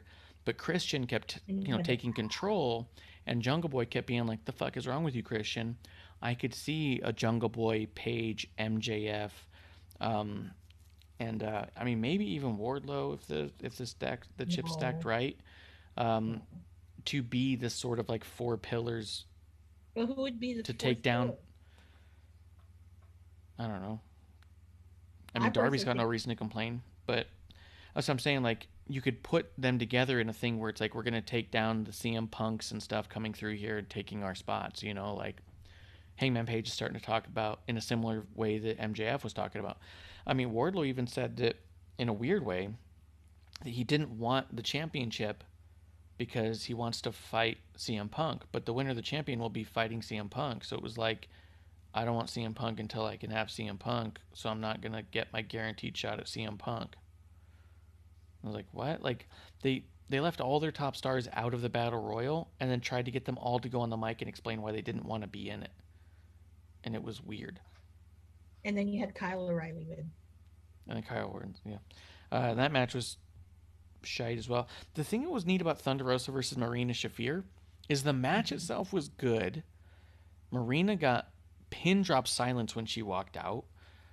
The video package they showed of them cutting a promo on each other was awkward. Marina was terrible there too. Yeah. They're not doing a good job. And Marina, we've only seen come out and lose. So I don't understand how she's number 5. I don't understand where we're going with all this. Well, it's on YouTube Wrestling. Sure, but I've only seen her on Dynamite and she's only lost. Yeah. So I didn't think she was going to win here either. It does have me interested, though. The Thunder versus Marina was a good match, and then seeing Tony Storm involved in that story at the end of it does entice me. But that was honestly the only thing of the whole show that I thought was like a good takeaway. That and Paige hinting that he might team with MJF in his own way. Well, I also thought out of the Battle Royal, the clear person who I thought shined was Swerve. Yeah. Again, he came in and he commanded that thing. I mean, I think he worked with everybody. Yeah. And he's the one.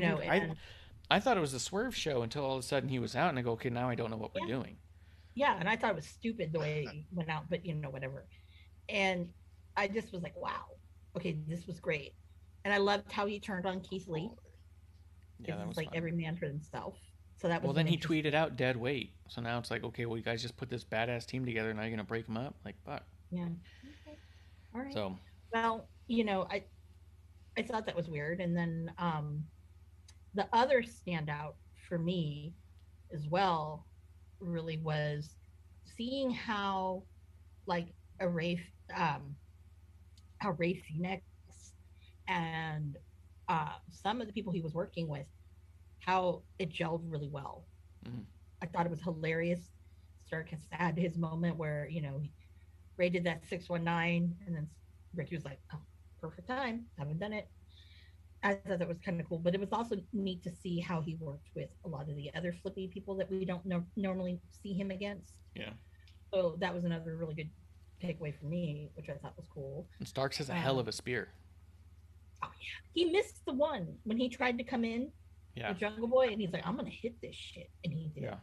I think Yeah. he went across. Because he did it on Jungle Boy, right? I think so. Yeah. No, Jungle Boy wasn't in it. I don't know who it was, dude. He did it on. It was someone small. Yeah. I want to say maybe it was Darby. Could have been Oh Tony no, the Nese. first time. Oh, Tony Nese needed to be gone first. Yeah. Yeah, he needed to be gone first. But yeah, no, Stark the Spear was like pretty wicked. Yeah, and Yeah. seeing, I like the fact that they didn't have all the big guys kind of go big guy. I did like that because it's done to death. Yeah. Kill that overkill. Yeah. So Wardlow wants to go for the TNT title instead of the world title because he wants the world title. Wait, why? What? Because he wants the world title. He wants the world title, so he's not going to go for it.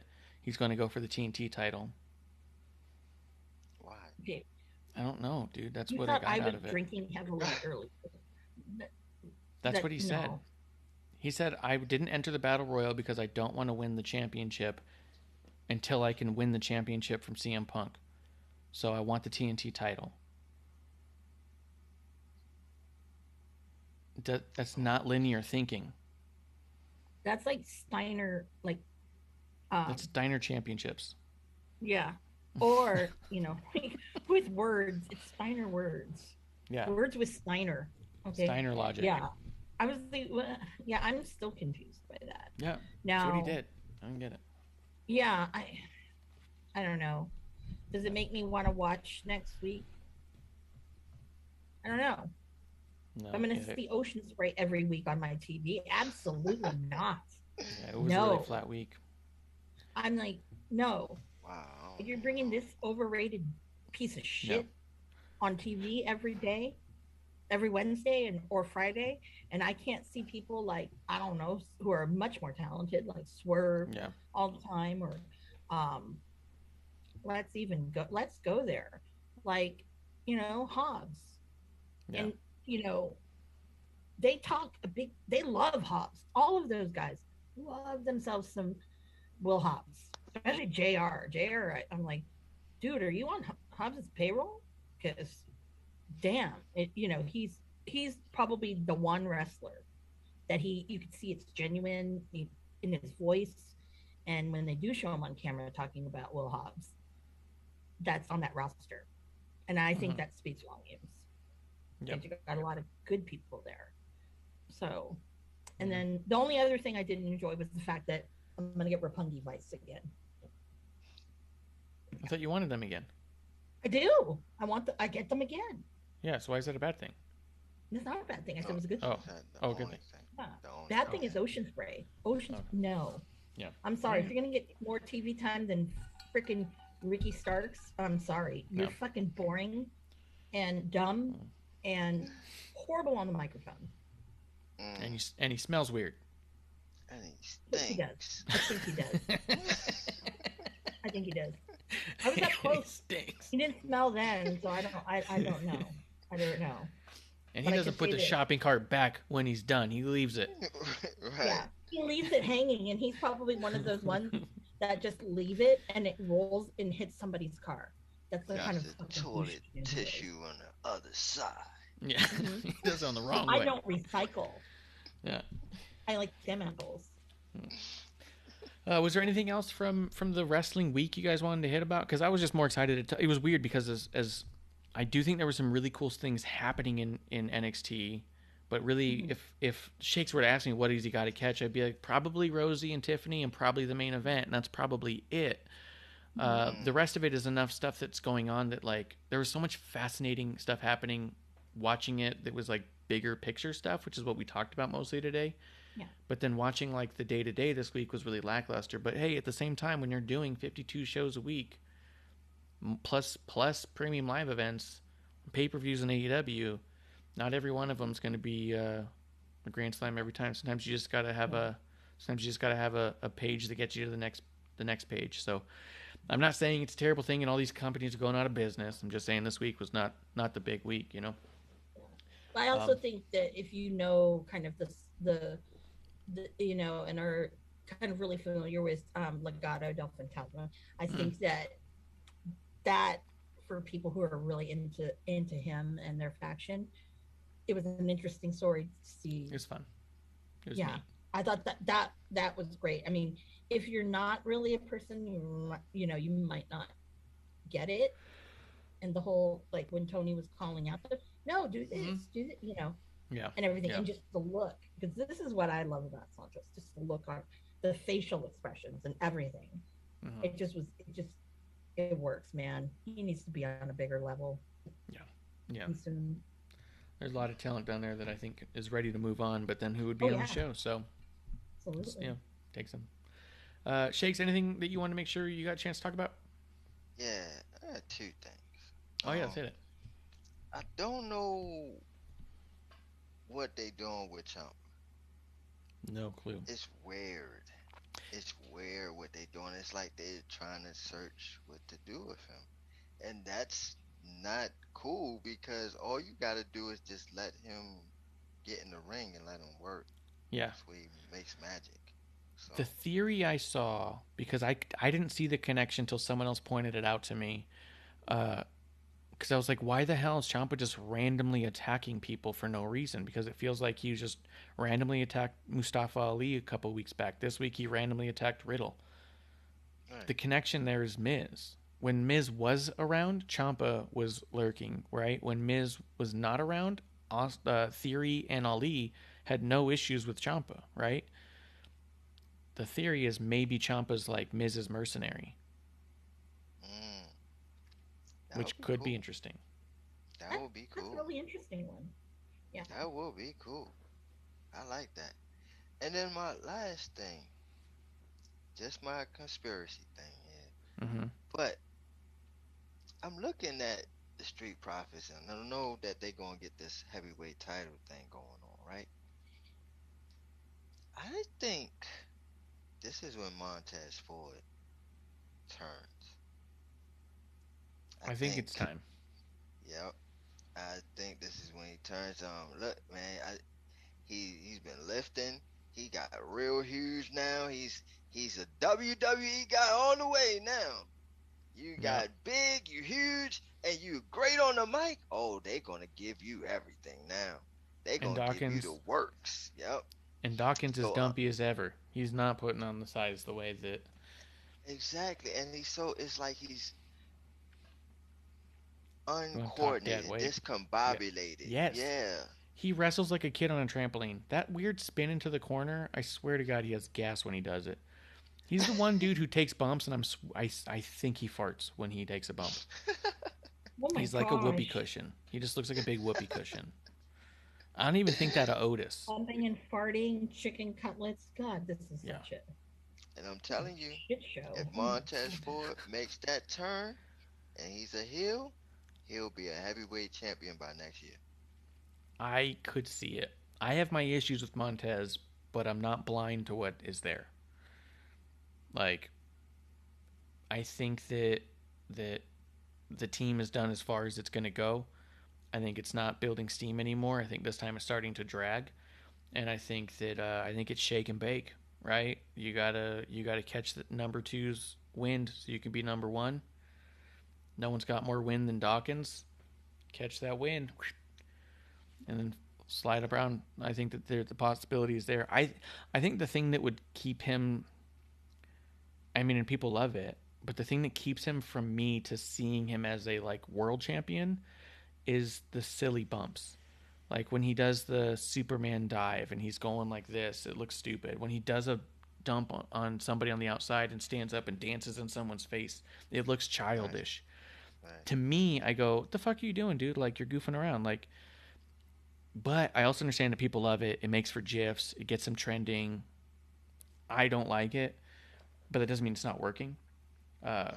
But I could see if he dropped that, I don't see any other issues with him. And he can work it. Like, if he can work it, like, where it's an annoying factor. Yes. Yes. People is like, ugh, like, yeah, Yeah. it'll work. It'll Exactly. work. Someone. Yeah, that was all I had, man. That was all I had. but speaking of Ciampa, that was one. Him and Thatcher, man, Yes. that was amazing. That was a hell of a Which team. I wanted to say, this was I forgot this was news this week. Timmy Thatcher, Toothless Tim, is now wrestling with Pro Wrestling Noah. That's pretty cool. It's really cool because Who else is in Noah? Oh God, actually, I have to look. I haven't watched Noah in a while. Yeah. But there's a lot of really, really great people, and actually, they've really come a long way in the last couple of years because I thought it was kind of stale. That's funny too, because that keeps him away from AEW, because they don't have a relationship with Noah. Nope. That's funny. No, and I think with Tim, knowing the kind of person that he is, Yeah. he doesn't care. He just wants to wrestle, Yeah. but not, it's not for the money. It's not for whatever. Yeah. He just wants to wrestle. And No, I that's love dope. it when I get to see Tim wrestle. And there's some really great people that are on the Yeah. indies now that he can have some incredible matches with. Yeah. And it's really exciting to kind of see that. So Could be cool. definitely with Noah, that's a big thing that I'm going to watch because he's kind of got that strong style. We might but get yet- Suzuki Thatcher too, Suzuki's not in Noah. but he's not in NJPW anymore either. He's kind of like a free agent. So hopefully That's what I we can mean. see that. So I mean, Oh, I don't care where it is. like- I just want it to happen. Dante looks at maybe you'll see it at West Coast Pro. That could totally happen. Could happen at Bloodsport. That too. Uh, Josh Shakes. Barnett knows. Oh yeah. Shakes, I do got one question for you before we do last call. In terms of Montez Ford, I saw someone speculate. What do you think about the idea or the possibility of Montez Ford being in the Money in the Bank and jumping from the turnbuckle to the briefcase without the ladder? Oh man, I seen that Monday, right? When he leaped and he was like, he could have touched and grabbed the suit briefcase right there. I'm like, man, put him in the match. It'll be easy. Yeah. I think that can definitely be a possibility. But maybe next year, right? Because that would make him he a got star. something to go on. Yeah. But he turns on Dawkins after they lose to the Usos. He makes his heel run. Money in the Bank next year. He wins it and wins the championship title next year. You can do that. You heard it first from Shakes Mountain. They could even put him in the ladder match this year, have him jump up and hang from the briefcase, but not be able to unclip it. So you already know it's possible. Oh yeah. Right. And then everyone will be Yeah. like, "Oh my God, he almost did it." Yeah, dude, that's sick, think dude. That'll make him a legend just in his own right Yes, Yeah. really. I think if anything, they'll probably want him to perfect it so that when the time comes, he can do it. there. Oh yeah. And it'll be Definitely. fucking Next year, Be Money in amazing. the Bank. yeah. Can you 'Cause imagine? that's something you just fucking don't want people Ford- to- Ford shows up on their fucking thing. He's on the injury list because he fucking twisted his ankle trying to jump practicing to the fucking. Okay, he did what? Yeah, Yeah, he was he was practicing what? Leaping What? to grab the Money in the Bank. Yeah. I'm like, I would be, why don't you have crash pads? You can still twist an ankle on a crash pad. That's all I'm saying. No, that's true. I didn't say break a leg. Well, Something like menial, like he twists his wrist when he lands. Fuck. Ah. Yeah, but guys, thank you for coming through and having a drink with us. Thank you to my drinking buddies, MsAmandaJayne with a Y. Shakes, tell people where they can find you at. Oh man, at Shakes NYG on Twitter. Check out our YouTube page. Please like and subscribe to Shakedown Sports Podcast. ShakedownSportsPodcast.com. And any business inquiries, shakes301984@gmail.com. Get with me. Show me the monies. And guys, you can find all of our stuff over at WrestlingTheRocks.com. Amanda, anything you want to put over? No, I just want, people to, there's a lot of things going on in the world.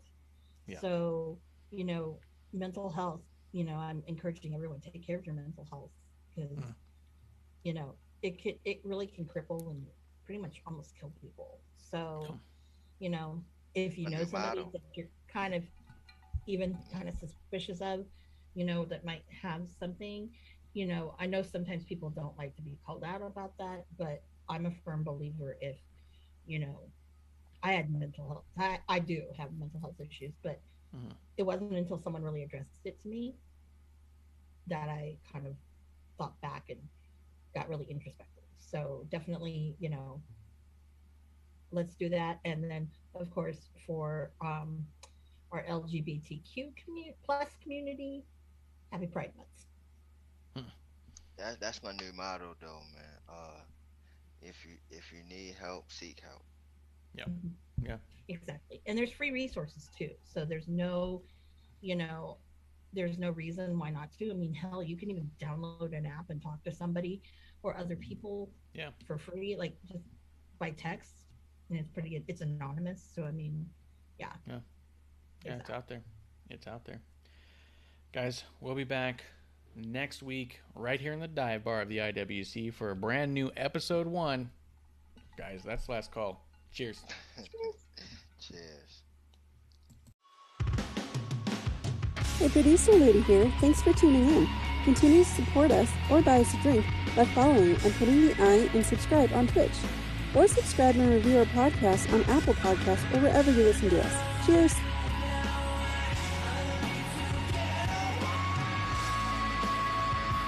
I would never have a drink with wrestling on the rocks.